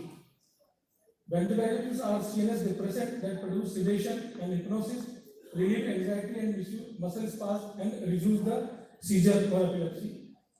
They enhance the effect of neurotransmitter gamma aminobutyric acid at the GABA. Benzodiazepines are only legally available through prescription. So these are the legally available medicines through the prescription of the registered medical practitioner. Benzodiazepines are categorized as short, intermediate, long acting. Short and intermediate acting benzodiazepines are preferred for the treatment of insomnia. Longer acting benzodiazepines are recommended for the treatment of anxiety. Benzodiazepines are generally viewed as safe and effective for short term, about 2 to 4 weeks. These are the brief classification. Short acting benzodiazepine like alprazolam, triazolam, oxazepam, midazolam. Then intermediate acting benzodiazepine, temazepam, lorazepam very common, clonazepam very common. Then long acting is chlordiazepoxide, this lithium is very common, diazepam, flurazepam. And benzodiazepine, once not metabolized by the liver and safe to use in liver failure, oxazepam, temazepam, lorazepam, these are very common in alcohol intoxication or withdrawal. These are the common brand name we all know, all doctors know, all physicians know. This is very common. These are the high potency and half-life we have already discussed. The mechanism of action very similar at times with barbiturates and benzodiazepines. So they bind to GABA receptor at different allosteric sites, facilitate GABA action. Then they increase duration, and benzodiazepine increase frequency of opening of fluoride channel, membrane hyperpolarization, and then ultimately CNS or brain depression. How is it taken? Basically, how is this benzodiazepine taken? Benzodiazepines are usually taken in capsule or tablet form, but some are available as injection for solution also.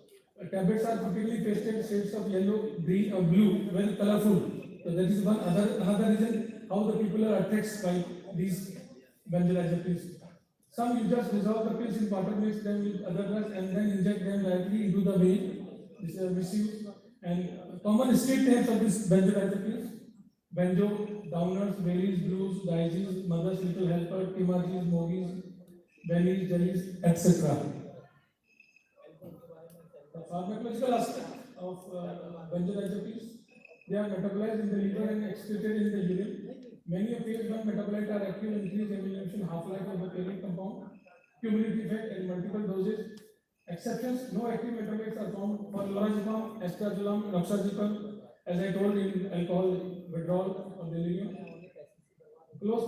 They cross placental barrier during pregnancy and external milk, so it is avoided. It should be avoided pregnancy and feeding. These are the common the doses of administration as compared with the Valium or diazepam 5 mg equivalent. So these are the common medicines: clonazepam, alprazolam, lorazepam, oxazepam. These are the common medicines we are using. Then what are the use of this benzodiazepine?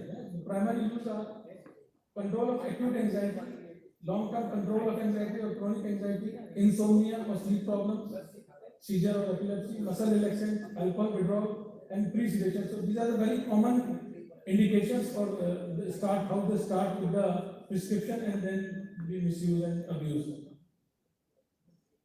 These are the common benzodiazepine effects or use. They are hypnotic, they are anxiolytic, they are anesthetic, anticonvulsant, or muscle relaxant. So multiple or broad spectrum medicine. This is basically broad spectrum medicine. What are the factors? How the people go into substance use and misuse? Basically, so these are the factors. Some biological factors are responsible, like genetic vulnerability or family history, comorbid psychiatric disorder, bipolar disorder, anxiety, panic attacks, OCD, and other personality disorders, comorbid medical conditions, reinforcing effect of drugs, withdrawal effect and craving, one of the most important reasons, and biochemical factors like role of dopamine and norepinephrine in cocaine, ethanol, and opium dependence. Then psychosocial and psychological factors: curiosity, need of novelty seeking, general rebelliousness with the family and seniors, and social non-conformity, early intimation of alcohol and tobacco, poor impulse control, sensation seeking for the high, low self-esteem, concern regarding personal autonomy, poor stress management skill, childhood trauma or loss, relief from fatigue or boredom, one of the major reasons, escape from reality, lack of interest in conventional goals, then psychological distress and rapid urbanization, industrialization.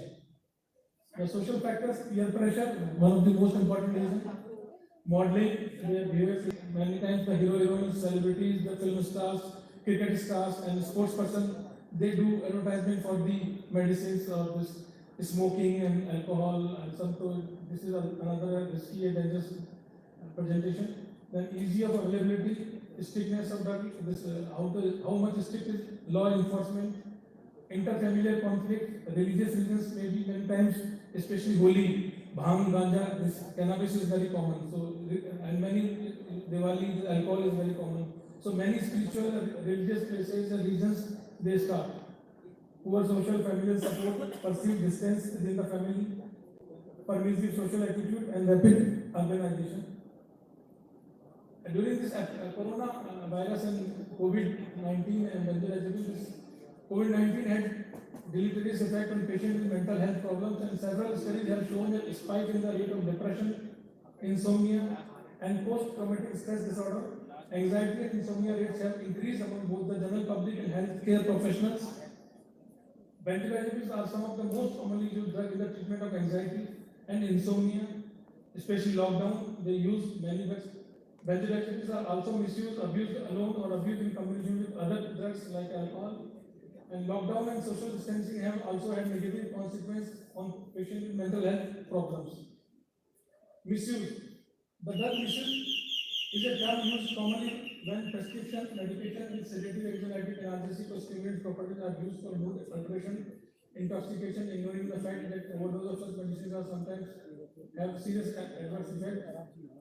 These are the intoxications and complications. Physical effects of this abuse are poor attention, confusion, drowsiness, loss of coordination, dizziness, lightheadedness. Other complications of benzodiazepines, behavior dysregulation, impulsivity, blackouts, memory loss, worsening of depression. Withdrawal symptoms is very common in these benzodiazepines, especially after 4 to 6 weeks. And this is characterized by anxiety, irritability, tremors, insomnia, weakness, autonomic hyperactivity, postural hypertension and seizures, depression, and so these are the timeline how this withdrawal symptoms persist and how they're waning off. Symptoms of benzodiazepine withdrawal, already I told you, grand mal seizures, insomnia, nausea, body ache, muscle spasm, anxiety, depression is there. At times paradoxical stimulation is there. Rather besides the decreasing the anxiety, they may increase the restlessness of anxiety. There is a discussion, it should be used for a short period or long period. Ideally, it should be short period, maybe 2 to 4 weeks, or maybe very essential 2 to 3 months. Then long-term side effects, benzodiazepine use consequence we know, and this pregnancy and infants is very risky. Monitoring the urine sample may be there for the monitoring, blood sample or saliva may be for the assessment of the benzodiazepines. So these are the medicines. The interactions also there with CNS depression, alcohol and other CNS depression, we have interactions of benzodiazepines. In pregnancy, one should avoid. Elderly is really very essential, very low dose and very short period.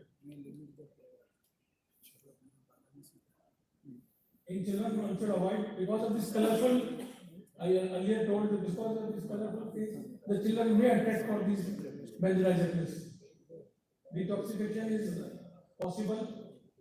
It should not be stopped abruptly. It should be gradually.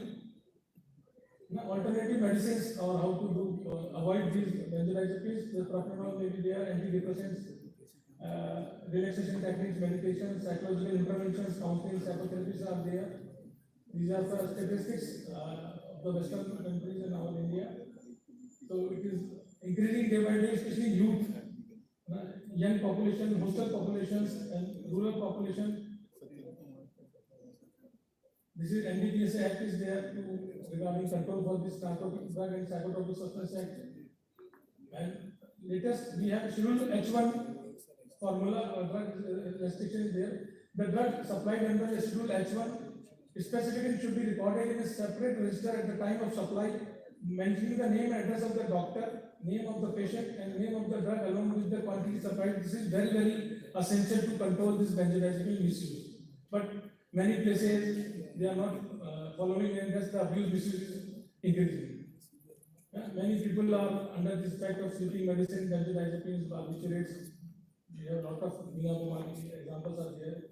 This is also at times used as a date and rave drugs.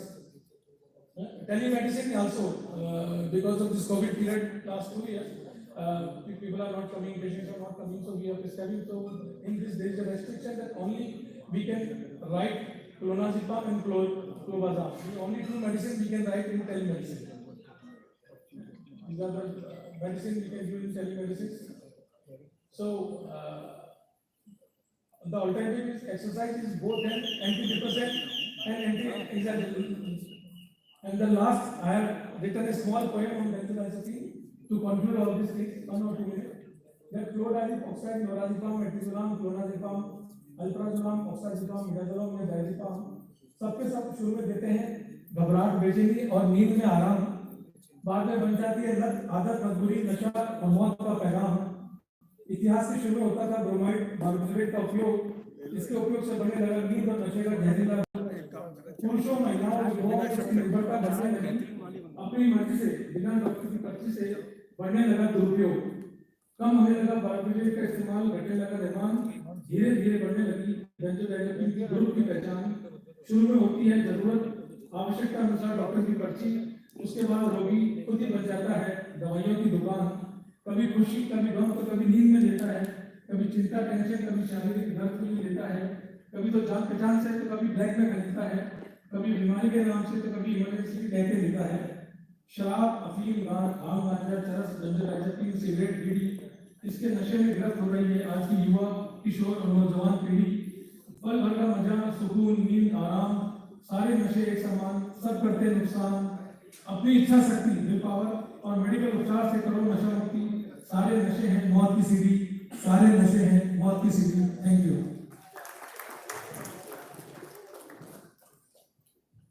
Thank you. Thank you, Tushar sir, for such a elaborative and informative talk. You said we should avoid using benzodiazepines in kids. But at times, epilepsy cases usually they prescribe lithium benzodiazepines. If doctor is prescribed, it is a therapeutic medicine, so that is not abuse of issue. We are talking about abuse issue. Doctor prescribed for 1 month, 2 months, 6 months, whatever it is. If patient self-medication, that is the reason of this is a concern for misuse of abuse. Even after stopping anti-epileptics, they have withdrawal symptoms. So gradually, the withdrawal happening is gradually. What is your advice for taking of the dose? That is there will be 10% every 1 or 2 weeks, 10%, so it may be 2, 3 or 6 months, gradually withdrawal should be there. It is the concerned doctor, the epileptologist, neurologist, or psychiatrist or physician, they know. So gradually one has to withdraw the benzodiazepine. But without the prescription, without knowledge, self-medication is main concern. Our main concern is because the doctor is prescribing, he knows the reason. Maybe some medicines or some people for long period. But he knows the reason and he has authority. He can withdraw gradually also. But people are taking self. That is the main reason, without prescription. Which is the safest one in your opinion? Yes, yes. It is the safest benzodiazepines to prescribe. Every medicine is safe, but cetirizine is relatively safe, and the medium acting benzodiazepines are relatively safe. And the short acting has a high risk of dependence or abuse because immediately they get the relief. So short acting and ultra short acting have a high chance of abuse and misuse. Thank you so much again, especially for the poem. Thank you. Thank you so much. I request our chairpersons to present a memento to our speaker, Dr. Tushar Jalawar.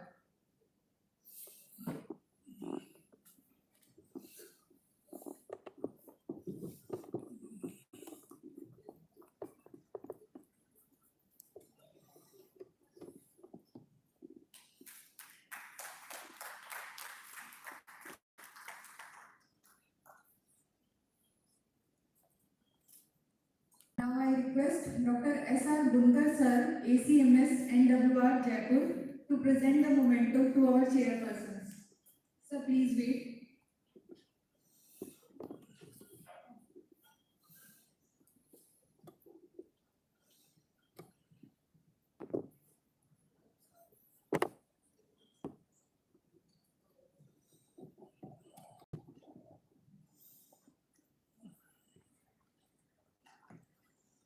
As we are running short of time, we are serving tea and snacks at your places. We will continue with our next plenary session.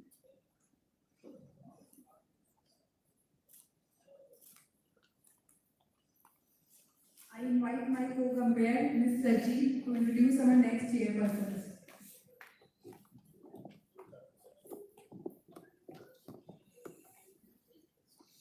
Our next session is Addiction Medicine, Epidemiology to Intervention. For this, I would like to invite our honorable chairperson on the dais, Dr. Gajanan Verma, Senior Consultant, Department of Psychiatry, SMS Medical College, and Dr. Dora Ramarao, PCMD, South Central Railway.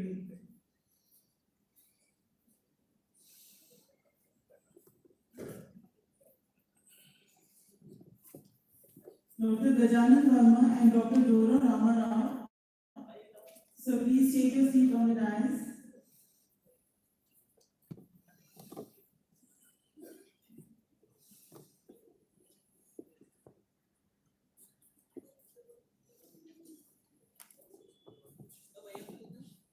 I will request the chairpersons to kindly introduce our speaker, Dr. Raghav Shah for the next session.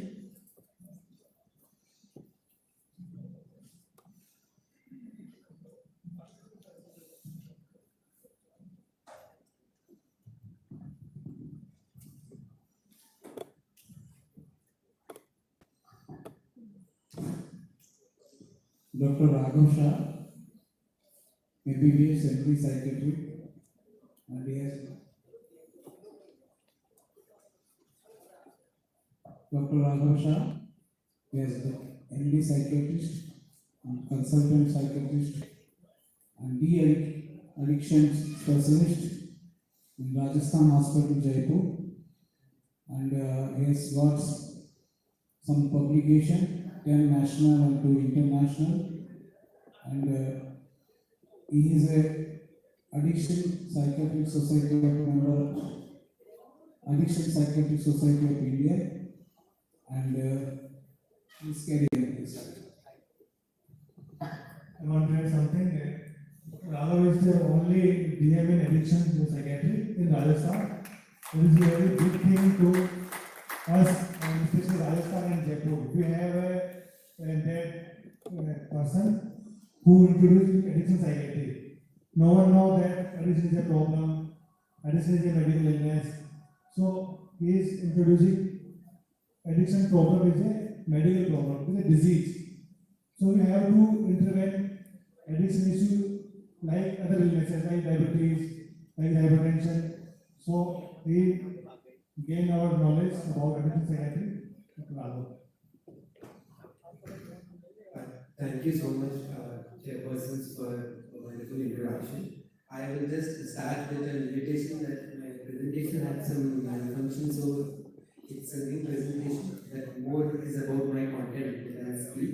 So the topic for given today to me is about behavioral addictions, which is an impending epidemic of 21st century. So why do we say it's an epidemic? So epidemic simply means that there is an unexpected increase in incidence or prevalence of a problem. So many times we find a disconnect between epidemiological studies and the experience of people. This was the case with behavioral addictions around 10-20 years back, when especially in the Eastern countries like Japan, Korea, China, where there were a lot of persons, especially youngsters, adolescents, battling with behavioral addiction like internet or gaming disorders, online other behaviors which are not healthy. But at that time, people in our part of the world were not much aware. So there used to be a lot of disconnect between what the studies in other parts of the world were bringing out and what we could experience. But what happened in the COVID era was that India progressed very fast, maybe in the wrong direction. So a lot of people came into the risk factor zone, especially the youngsters and adolescents and even the elderly persons who would just simply use their phones and other things, which became one of the major discussion points for behavioral addictions. So we see a lot of concerned parents, school teachers, that ये mobile छोड़ते नहीं हैं, they are using a lot of internet, they are wasting a lot of time, and at the same time the problem which faces, unlike any other drug addiction or substance use disorder, you cannot stop that behavior completely. While you may ask somebody to abstain completely from tobacco or alcohol, how will you ask them to abstain from internet use? Or gaming can be something which you can say, but overall internet use, difficult to ask a person to completely abstain. So here comes the conundrum. So now we see that studies and the experience on the ground are reflecting the same things. So this was a study from 2013 where a survey was done among Indian adolescents in Bombay or Mumbai area with Young's internet addiction test, and they found that around, using the same criteria, 0.7% were found to be dependent or addicted to these behaviors. And when we see a meta-analysis from 2021, which includes a lot of studies from all over India, we find a range of prevalence for internet addiction among college students from 19% to 40%. So even if we go towards the lowest, we can see that almost over a period of 8 to 9 years, the recorded prevalences have skyrocketed. And we as psychiatrists also see that the problems related to it. So coming back, so what are disorders due to addictive behaviors? So addictive behaviors are comparable to substances, wherein it's easy to understand because substances, some chemical goes into our mind and affects the neurochemistry and hijacks our reward centers. But in addictive behaviors, nearly a similar job is done by repetitive behavior. For example, gambling. For example, compulsive sexual behaviors like repeated online porn viewing or other sexual behaviors. These become as powerful and as harmful in terms of their consequences for persons. When we see that impending epidemic, because most of the persons who will be affected now will carry it for a long duration. So addiction has been defined as a relapsing, remitting disorder. And same is the case with behavioral addictions also. So persons who are qualifying these criteria, especially the adolescents, they make progress, as the two studies show that adolescents had a lesser prevalence some years back, and now those persons or some others who have become college students have a much higher prevalence. Addiction for substances and behaviors have a lot of common points. Long back, Griffith had outlined some common things about addictions, because prior to that, people would see that tobacco is something different, alcohol is something different, heroin is something different. But then this concept of a diagnosis of dependence or addiction came through, wherein the substance may change, but the basic criteria, which are 6 initially in the ICD, the tolerance, harmful use, despite a person continues to use, the dysfunction, the socio-occupational problems, the withdrawal symptoms, the intense craving, all these are common throughout these. So similar is the case with these addictive behavior problems. As this slide shows, while gambling disorder had been recognized in ICD-10 and also in DSM-5 as a disorder due to addictive behavior, now gaming disorder has also been classified in ICD-11. Although in DSM-5 it's already there as a condition for further study. So we can see that world over now the affected persons are much more, so they need to be classified, to be put into treatment channels. Some typical characteristics are short-term reward causes persistent behavior despite knowledge of adverse consequences, which is commonly known as delay discounting, wherein short-term reward helps you to overlook the long-term losses. Failure to resist an impulse, drive, or temptation. Some of these disorders were initially under impulse control or habit-forming disorders. Now they have moved into the addictive disorders paradigm, specifically pathological gambling, which is now gambling disorder. Then repetitive engagement preceded by feelings of tension or arousal before committing the act. So here some compulsive part to the disorder also comes, where you have a slowly rising urge, pleasure, gratification, or relief at the time of committing the act, and individuals are high on impulsivity and sensation seeking. So these are not exactly the diagnostic criteria, but they characterize these behavioral addictions well. A person typically describing how he cannot control his urge to bet online despite being under heavy debt, despite the money seekers coming to their doorstep to demand money. This sounds so similar to a person dependent on heroin who is like destroying his life but seeking heroin. Similarly, a person with a pathological gambling or gambling disorder would be having harmful consequences in multiple areas of life but persisting to do so. So, use despite evident harms. Some reasons or some theoretical constructs of how these disorders are developing in our society. They include a high-risk environment which provides a vulnerability. Easy to understand, like in COVID periods, we had a high-risk period. No external activities, no routines for many people, and mostly over the screens. Then attitude towards behavior addiction across the spectrum. Most people do not have an attitude of treating these behaviors, especially the online things or gambling or sexual interest, as a problem of addictive spectrum. Then awareness. Awareness is that you actually have a knowledge that this could be a medical problem, may require treatment. Then perceived impact. Sometimes it is that even if you have a knowledge that this is a problem, this will cause issues with future, but you do not estimate the estimate the impact as well as it should be. This has been a case with smoking earlier also. Many times in wards where cardiac patients would be there, you would ask, do you use any addictive substance? They would say, no. You would ask, ganja, alcohol, anything? No. Smoking? Yes. So why? Because both nasha hai. So similarly is the state of knowledge about these behavioral addictions, especially till a few months or years back. And then perceived attitudes towards others' engagement in the behavior. How alert a person would be if they get to know that their classmate is using heroin, and how alert a person would be if they get to know that one of their classmates is using internet too much or social media too much. Although this is changing now, but some time back this was like people would treat them at par with other problems.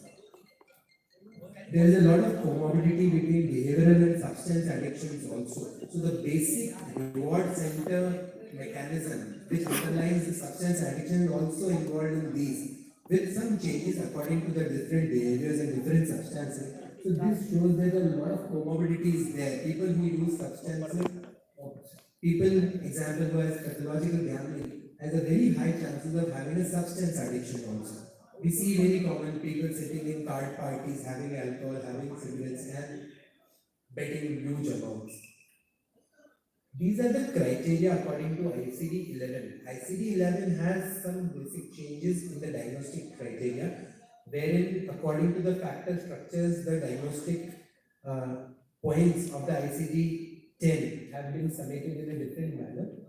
Here, important points are in that order: that impaired control, increased priority, and continuation or escalation of that behavior despite negative consequence.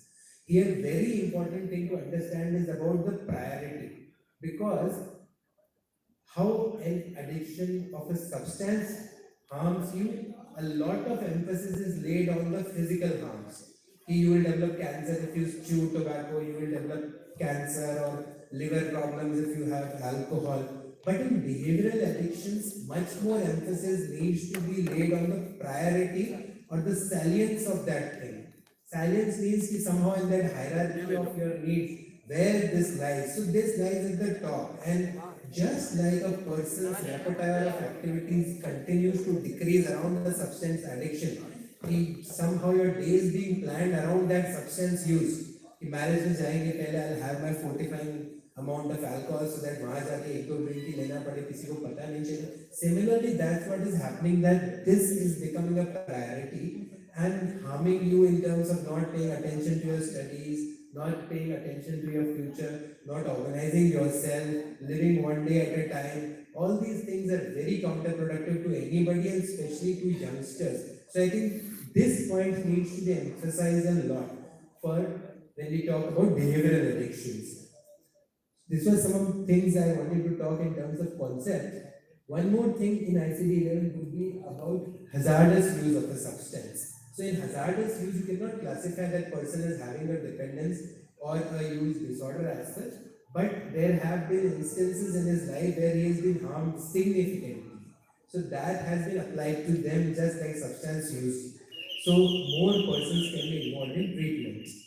So after all these conceptual things, I think just to name these disorders will be very helpful, but there are a lot of things like food addiction, which is being described as a paradigm, then shopping addiction or compulsive buying. People have been coming up about different addictions, even the concept of positive addictions. That exercise can also be an addiction, any other healthy activity can be an addiction. But how harmful or detrimental to oneself, that's the question. So these are some other things. One major difference you need to remember, abstinence may not be ideal for behavioral addictions. You may not ask a person, पूरा mobile use बंद कर दीजिए, but you have to work around that. So that becomes even more challenging at times. So treatment of behavioral addictions till now mostly centers around psychosocial approaches. Although some drugs like acetylcysteine or naltrexone have been told that they could have an impact. Mention of a small about the assessment and treatment was due to completion of this, although my topic is about the impending epidemic. So I'll go back to the initial slides where I told that how the prevalence is increasing. Those two studies, one was a review meta-analysis and one was a study. Exponential increase in numbers. And the impact, because these behaviors are taking a priority, how they will detrimentally impact the future, especially of our children and adolescents, needs us to be sensitized that we need to help them. Thank you.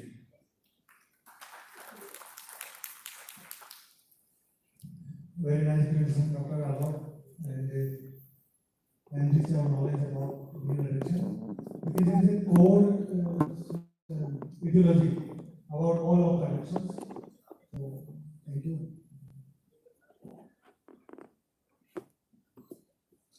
Thank you, sir, for your words of wisdom. Now I will request our chairpersons to kindly honor our speaker, Dr. Raghav Shah, with a memento and certificate. Sometimes we find that the person is having addiction like smoking or maybe alcohol. The person is educated and intelligent enough, but how to make them realize that this is an addiction and you need help in this? Because sometimes if you start to talk about the subject, the other person says, I'm quite intelligent, I know I'm not doing it beyond limits. So then how do you convince that person that this needs treatment? Very nice question, ma'am. So there are a concept of brief interventions and motivational interviewing. So brief interventions are generally regarded as a 5 to 10 minutes intervention, where you first allow a person to speak. If a person is not bent on not seeking help or has some other reason, they generally speak, and from what they speak, we can generate a feedback and give them as an open statement rather than a directive statement, and keep patients whether they would want to seek treatment right now or wait that this knowledge would serve them to seek treatment later. And this commonly happens. Persons may not be prepared to seek treatment at the same time, but they do come back if they realize it. And attempting 2-3 times is also not a failure, because it is a disorder of motivation also at the neurobiological level. And then more deeper interventions could be motivational interviewing. Motivational interviewing is for a person who is seeking treatment but is at some lower levels of process of change, like pre-contemplation or contemplation, or is preparing but has not reached the action stage of actually stopping the substance. Their motivational interviewing simply means is that we have to make that person believe through our interview or conversation with them that they are taking this step to stop the substance use. Because when they think that they are the persons taking this decision, they generally comply well. And lastly, abstinence may be a goal for the family and sometimes for the doctor, and also a thing which can make you irritable or hurt your ego. But for patients, harm reduction is a very big goal. So many patients would not like to stop all those 10 cigarettes they are having a day, but they would be very happy to come down to 2. We should help them in that process also, so that someday they may go from 2 to 0. Thank you. Now I would request the chairpersons to kindly honor our speaker, Dr. Raghav Shah, with a memento and certificate.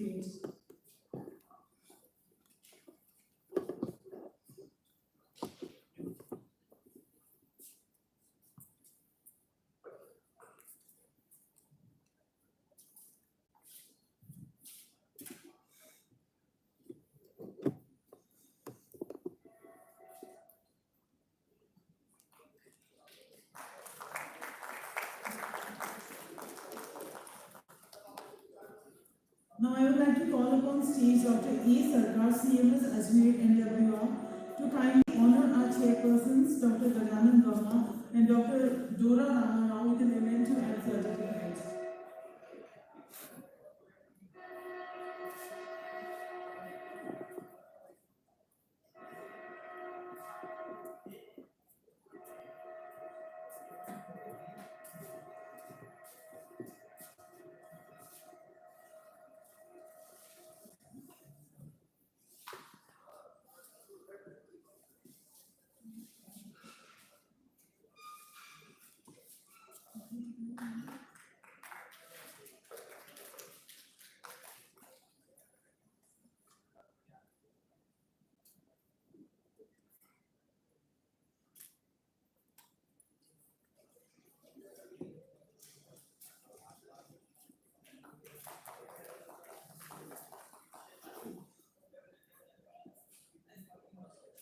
Thank you, sir.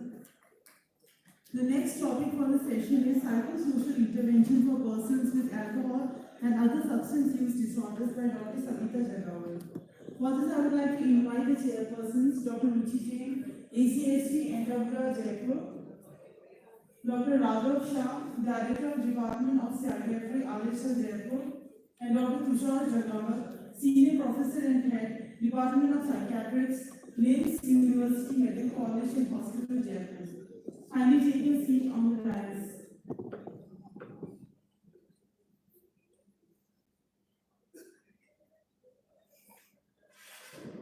Dr. Ruchi Jain, ACST, NWR Jaipur, Dr. Raghav Shah, Dr. Tushar Jagawal.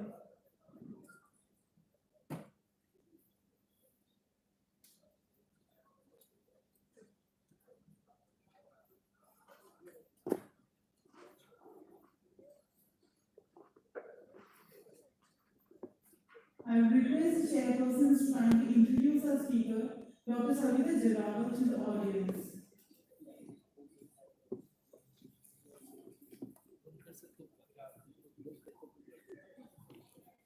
Good afternoon, everyone. So I would like to welcome Dr. Savita Jagawal. I would like to invite Dr. S.R. Bulkar to kindly come upon the stage and take your seat on the dais as the chairperson.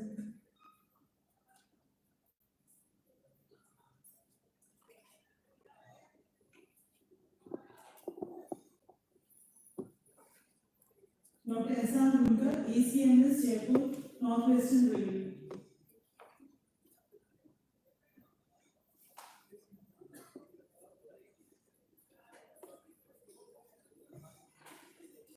I will request Chairperson to kindly introduce the speaker to the audience.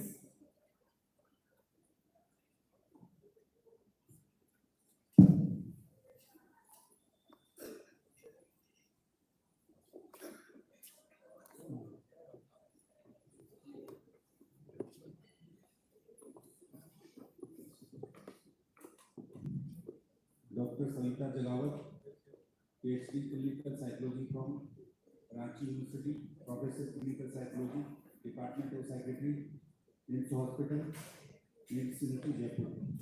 Experience around 25 years of teaching, research and clinical works at AIMS New Delhi, UCMS Delhi, IAMR Ghaziabad, Mahatma Gandhi Medical College and Hospital, Jaipur. Attended national and international conference, participated as a resource person and chairperson, regularly conducting talks, lectures, workshops on psychological issue of the children and adults. Regularly participated as a resource person in continuing rehabilitation, education and program of RCI. Area of interest, child and adolescent emotional and psychological issue, counseling and psychotherapy. Now I request Dr. Savita Jagat kindly deliver your lecture.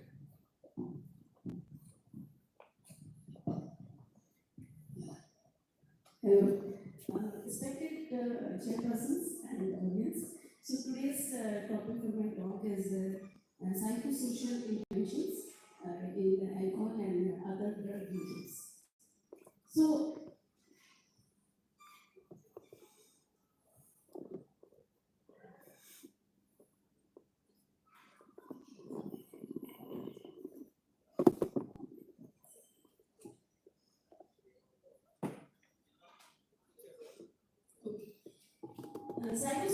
psychosocial interventions are structured, psychological, and social interventions. And basically, these are applied for substance use disorders. So, if these interventions are provided in an effective, timely manner with a continued support with positive and non-judgmental attitudes, and if treating the affected person with dignity can effect to increase their motivation to reconsider their substance use habits and can make changes in their lifestyles, and they can help them learn alternative ways of pleasure seeking and help them to cope with these problems. So there are different types of psychosocial interventions. Like one is brief intervention, then motivation improvement therapy, then relapse prevention therapy. One is network therapy, community reinforcement approach, then multi-systematic approach, then matrix model, and self-help approach. So there are many different approaches. So out of these today I am just talking on the one particular approach, that is how we can motivate a person for the treatment here. So when person comes for the first time, person doesn't know whether doctor can do anything about the addiction. So this is the approach where we just explain how we can motivate them. So let's take an example first. So this is the first step in the practice. So X is a 20-year-old student who has been smoking cannabis for last 2 years. His grades in college have been dropping. His parents have observed him to be distracted and isolated. He has been brought to you, and his response to seeking help is as follows. So when the child comes with the PSYCHIATRIST doctor, he used to say, I don't have a problem, I'm fine. Difficulties at college have nothing to do with my cannabis. Smoking cannabis is not causing harm. It's a harm. Come on, all of them do it, and it helps me to play music and painting after taking cannabis. So this is an example how a child, when brought by parents to the clinic, how he responds. So, because I'm talking on the therapy, this is motivation and movement therapy. So let us first understand what is motivation. So motivation is a climb rate. It is a state with which one seeks help. And if a person is having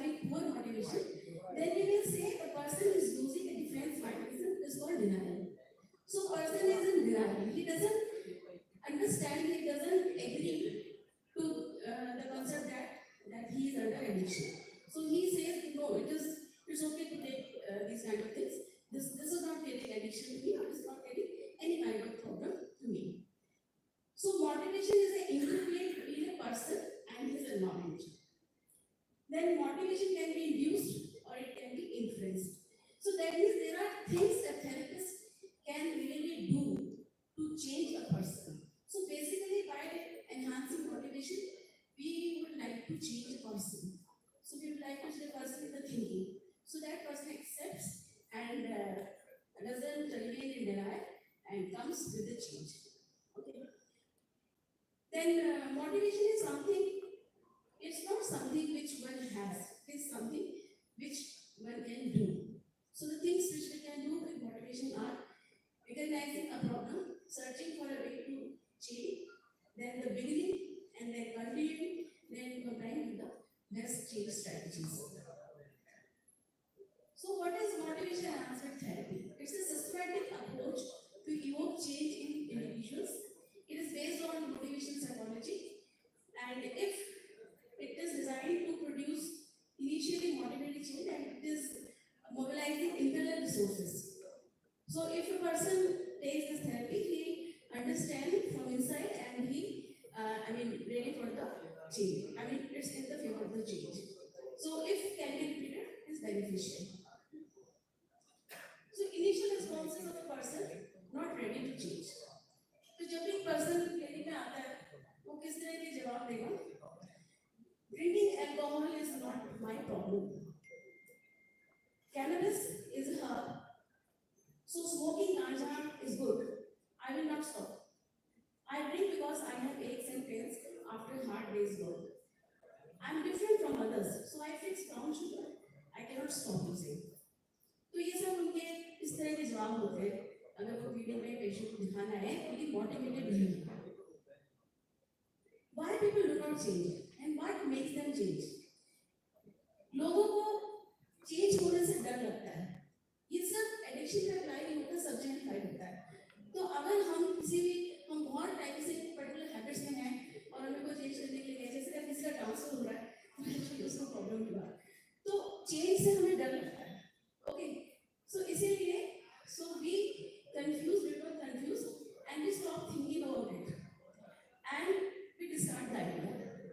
Okay, so this happens due to the lack of proper analysis of the change. कोई भी change कैसे होगा, क्यों होगा, ये कोई बताने वाला नहीं है. तो इसलिए चेंज, जब भी चेंज की बात होगी in the cases of addiction, तो वो डर जाएंगे. Okay, so basis of the change process are important for helping the client to take first step. So this is important to motivate them and then to take first step towards the addiction.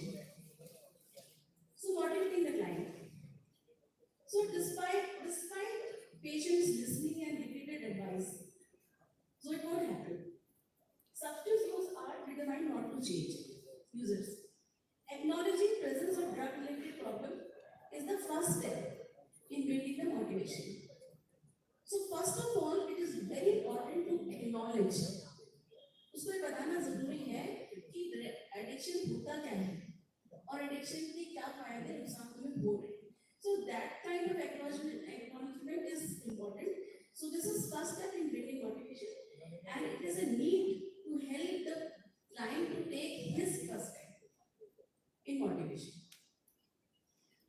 There are few factors which operate behind a person when he or she considers change. The question which comes in mind are, do I need to change? Is this change possible? Can I do it? I want to stop drinking. So all the questions are related to different stages of change. So there are different stages. So these questions are according to the stages which comes in mind.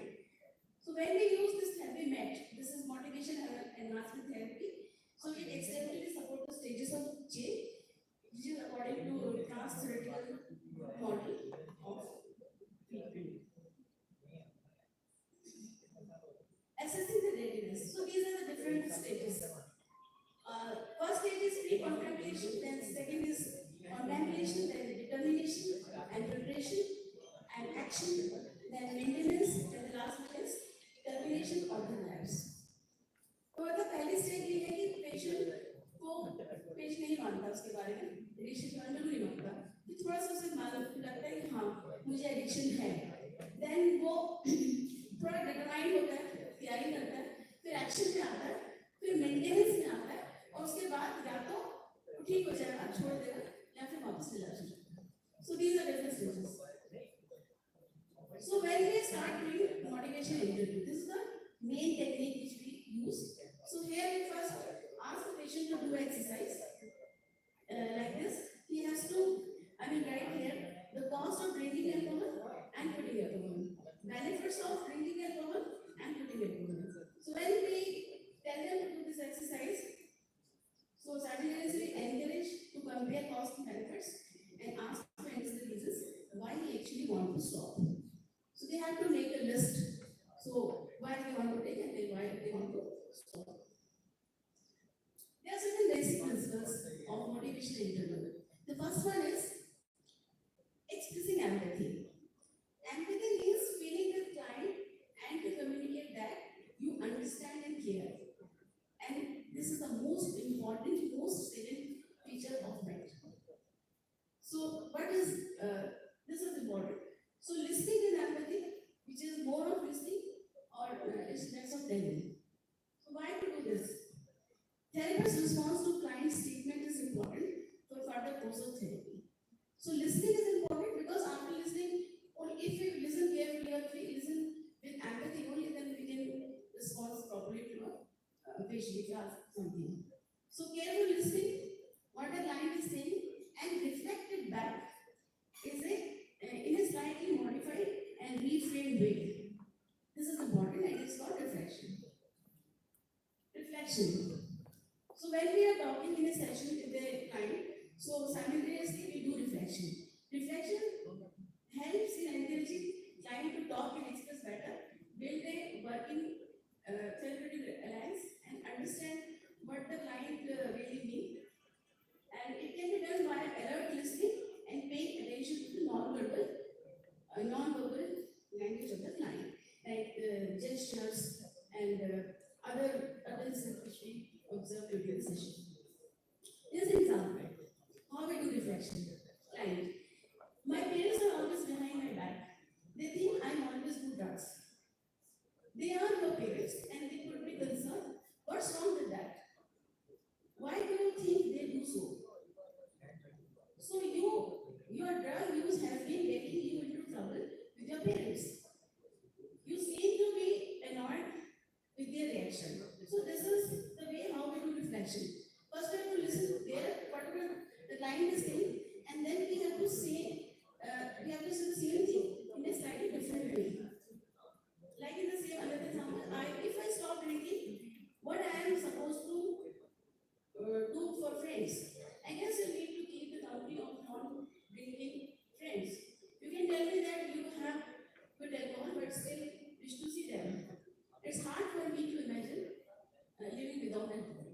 So this is the way we do reflection. And उसी की बात को थोड़ा सा समझ के दूसरी तरीके से कहना. इसका फायदा ये होता है कि पेशेंट को लगता है कि हम उसकी बात बहुत अच्छी तरह से समझ रहे हैं. Questioning. In this session, questioning is important. So instead of prescribing any plan, we can question regarding their feelings, reactions, ideas, concerns, plans, and then we will give proper response. Affirmations. So we need to affirm, reinforce and compliment the client. So by doing this, we can strengthen the rapport and enhancing empowerment and self-determination, eliciting self-motivational statements, and building client self-concept. We can do by, giving these kind of statements like, thanks for listening so carefully to the session. I appreciate your strength in recognizing the risk here and your initiative to do something about it. You really have some good ideas for how you might change. So these are some of the examples of affirmations which we can give in the session. Presenting personal feedback. So feedback is very important. Like when we start doing motivation analysis therapy, the first session, it is very important to give some feedback. Why the client need a change? Why the client has to understand the change. So that we can do by some objective evidence like biochemistry reports with reference to normal range. So to elicit self-motivation statement from the client. Again, therapist response to client's reaction to the discussion is crucial. तो अगर उसके biochemistry reports में कुछ problem आता है तो उसको बता सकते हैं और वहाँ से उसको एक फीडबैक मिलता है और may be from that person wants to starting thinking about the change. So you can reflect. I mean, after showing you how we can reflect, do reflective thinking. So that doesn't seem right to you. This is not how you expected to hear. A lot of reasons to think about making a change. So after discussing the report, we can ask this kind of statement to the client. Eliciting self-motivation statements. So very important thing is here we don't have to prescribe any plan to the client. We want their self-motivating statements. We want their answers. I mean, what they can do to stop their addiction. Okay. So people tend to believe and value what they say. I mean, self-motivation statements are important because they need to use times to verbalize for self-motivation statements. Self-motivation statements can be based on the following: being open to inputs about effects of alcohol, acknowledge potential problems about alcohol use, expressing need and optimism to change. Then how we can do? Again, there are certain questions, open-ended questions which we can ask. What brings you here? How can I help you? Assume that since you have come here, that you are concerned about your drinking. Can we talk about your concerns? How has your drugs use changed over time? Tell me what you have noticed. Has it been bothering you in any way? So these are some of the questions that which we can start, and we can elicit self-motivational statements. Then in the session it is very important to avoid argument. There is no scope for argument. So if patient is not convinced in first or two sessions, so it's okay. So because argument leads to resistance, and labeling and time need to be avoided.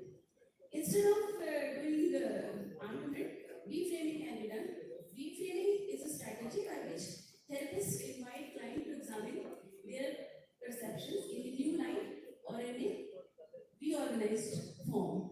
Drinking as an adaptive function can be unlearned. So we can do reframing here. Rolling with resistance. Suppose a client is in resistance, he is not still agree.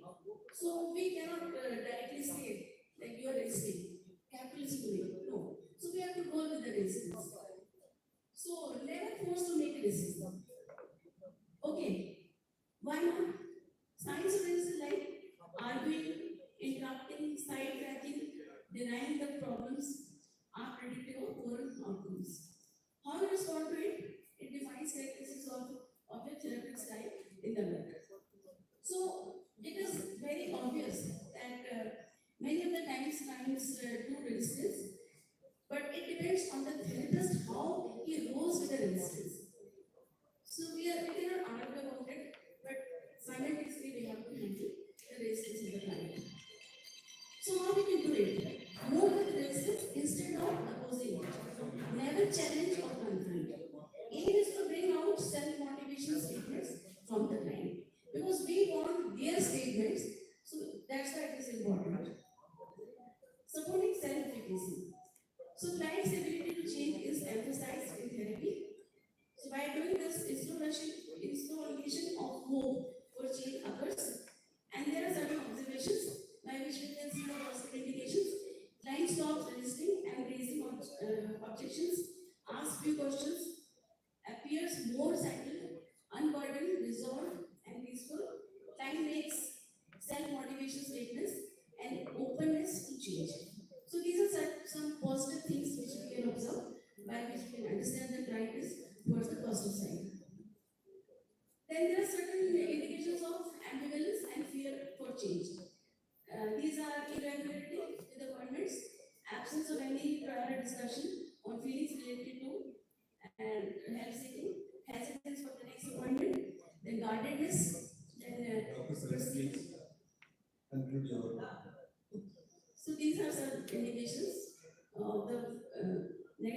applications. And speaking about the plan, so we have to ask the plan by the client only. We are not here to suggest the plan. So it's up to them.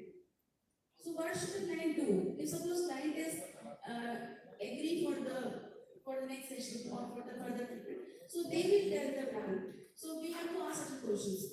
There are certain questions which can be asked, and then we can use a change plan sheet to be used. So there they have to write what all they have, what all can they do. So this is the therapist task is just to write, but they have to write themselves. Okay. So after this, in the last recapitulation. So whatever all we have discussed in the session, we just summarize it in the last stage. So here we discuss important points like if they are moving towards from decision for change, it is useful offering a broad summary here. So asking for verbal commitment and clarifying what exactly the client plans to do, reinforce what the client and sentiment others understand of the benefits and the consequences of inaction. Ask about the concerns, fears, and doubts of the client that might interfere with the client's carrying on plan. Clarify the role of significant others in handling the client. The other दूसरे जो घर के लोगों को क्या करेंगे? Then the last, we ask for the next appointment. That's all. Thank you.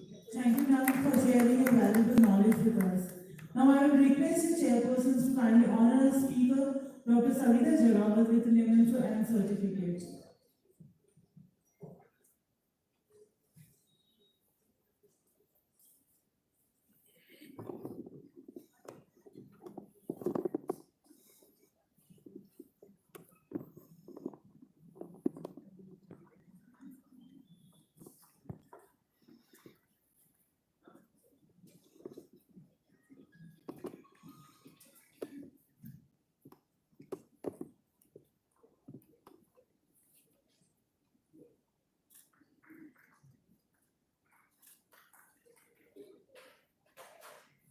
We will continue with the same chairpersons for the next talk also. The next talk will be taken by Dr. Mahendra Sharma on the topic Interventional Approaches for Substance Use Disorders, Field Experience in Rajasthan. For this, the chairpersons will be Dr. Radhav Shah, Dr. Tushar Jagawat, and Dr. S.R. Mundar.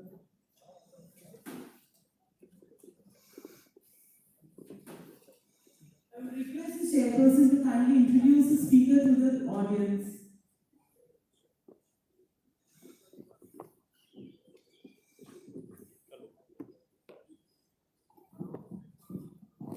Hello, I Dr. Mahendra Sharma, State Law Professor, Lesson Mental Program from Rajasthan.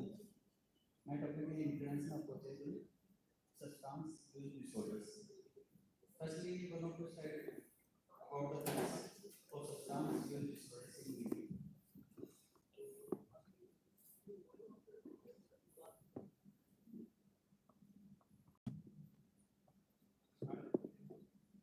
Substance use disorders like psychiatric substances refers to those substances which when taken or admitted into one system affect the mental process.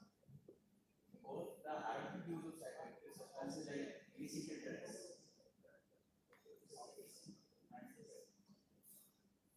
and therefore reduces substance. Repeated substance use can be well. We have the way to dependence syndrome, which is an aggregation of physiological, behavioral, and cognitive dysfunction with a constant desire to take the drug, a high priority being given to the drugs, or daily activities, increased tolerance, physical withdrawal state. Here are the facts about drug abuse in India. When the Punjab state government considered drug abuse to be in 2015, it found that 230,000 people in the state were drug users. They translated to 836 drug users per 1 lakh people in the state. The whole India number is 250 per 1 lakh, according to the Ministry of Social Justice and Empowerment. Secondly, in India, cannabis, heroin, and opium are the most common used drugs, but there is an increasing prevalence of methamphetamine too. The number of users who inject drugs has also gone up substantially. recent survey on inventory pattern of experiment pattern of substances in India is 2019. About 2.1% of the country's population uses opioids, which include opium. And in this survey also, about 15% of population is using alcohol. The National Health Survey 2019 also showed that age 10 to 75 years were using cannabis. But what is alarming is the number of suicides due to drug abuse and alcohol addiction has more than doubled in the last decade in India. Management of drug addiction, it mainly incorporates two components, pharmacotherapy and behavioral therapy and social support. In pharmacotherapy, treatment medications such as methadone, buprenorphine, naltrexone are available for individuals addicted to opioids, while nicotine replacements, patches, gums, lozenges, and medications, penicillin and bupropion are available for the treatment of opioid addiction. And in alcohol dependence, it can be treated with medications such as diazepam, tamsulosin, and naltrexone. Medications used for the treatment of addiction are anticonvulsants like benzodiazepine. Insufficient doses are the most effective anticonvulsant in alcohol withdrawal. Antipsychotics, when hallucinations or delusions develop, they can usually be managed by temporarily. Supplementary vitamins like thiamine in alcohol detection and other psychotropics. While many patients withdrawn from alcohol complain of anxiety or depressive symptoms, many will be directly succumbed to alcohol use or withdrawal. They should not be treated with psychotropics until they have been assessed.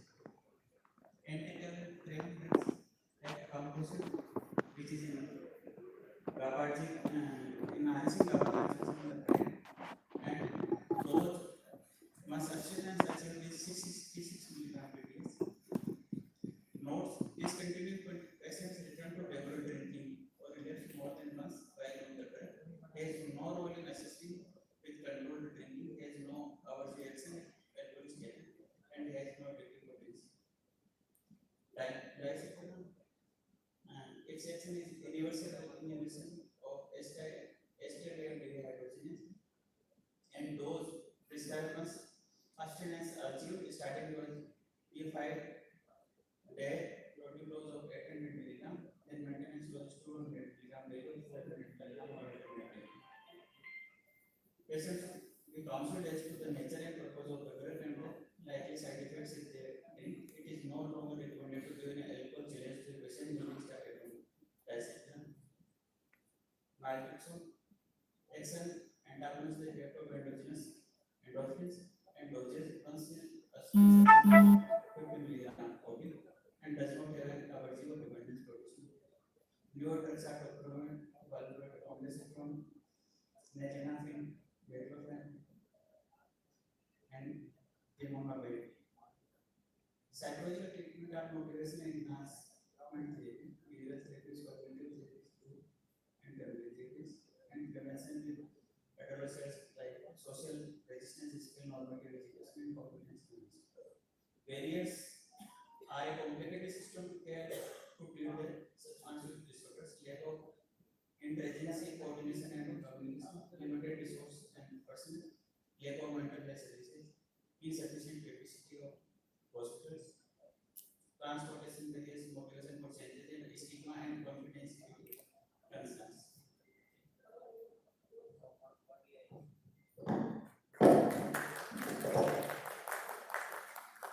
Thank you, Dr. Mahendra Samari, for delivering us a nice talk on the very common problem of society. Thank you. Thank you, sir, for the insightful words. Now I would request our chairpersons to kindly honor our speaker, Dr. Mahendra Sharma, with an memento and certificate. Dr. Mahendra Sharma.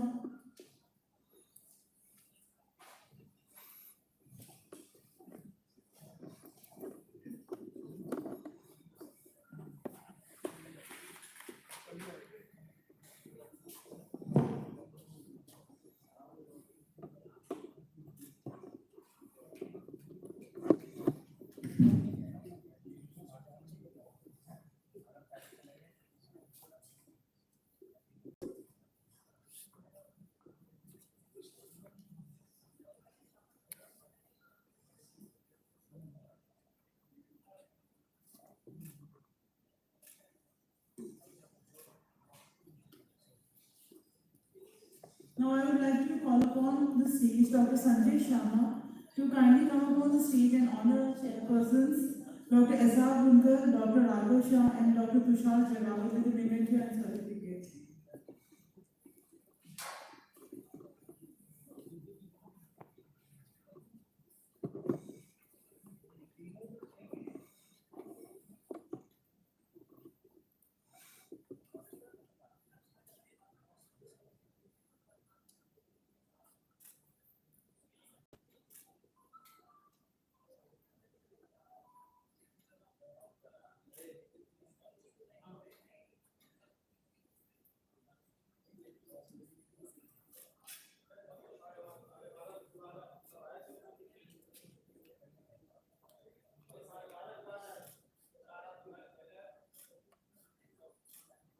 Thank you, sir. The general body meeting of Indian Railway Health Services Association, which was scheduled to be held today, has been postponed to 13 November 2022 after the sessions. So now I hope this exciting experience has not only broadened our horizons of understanding, but must have left a lingering taste of togetherness, which will surely find a befitting niche in our memories. So, hope to meet you all soon tomorrow in the sessions with the same enthusiasm. So now I will hand over the mic to Dr. R.S. Matoria for the next announcement.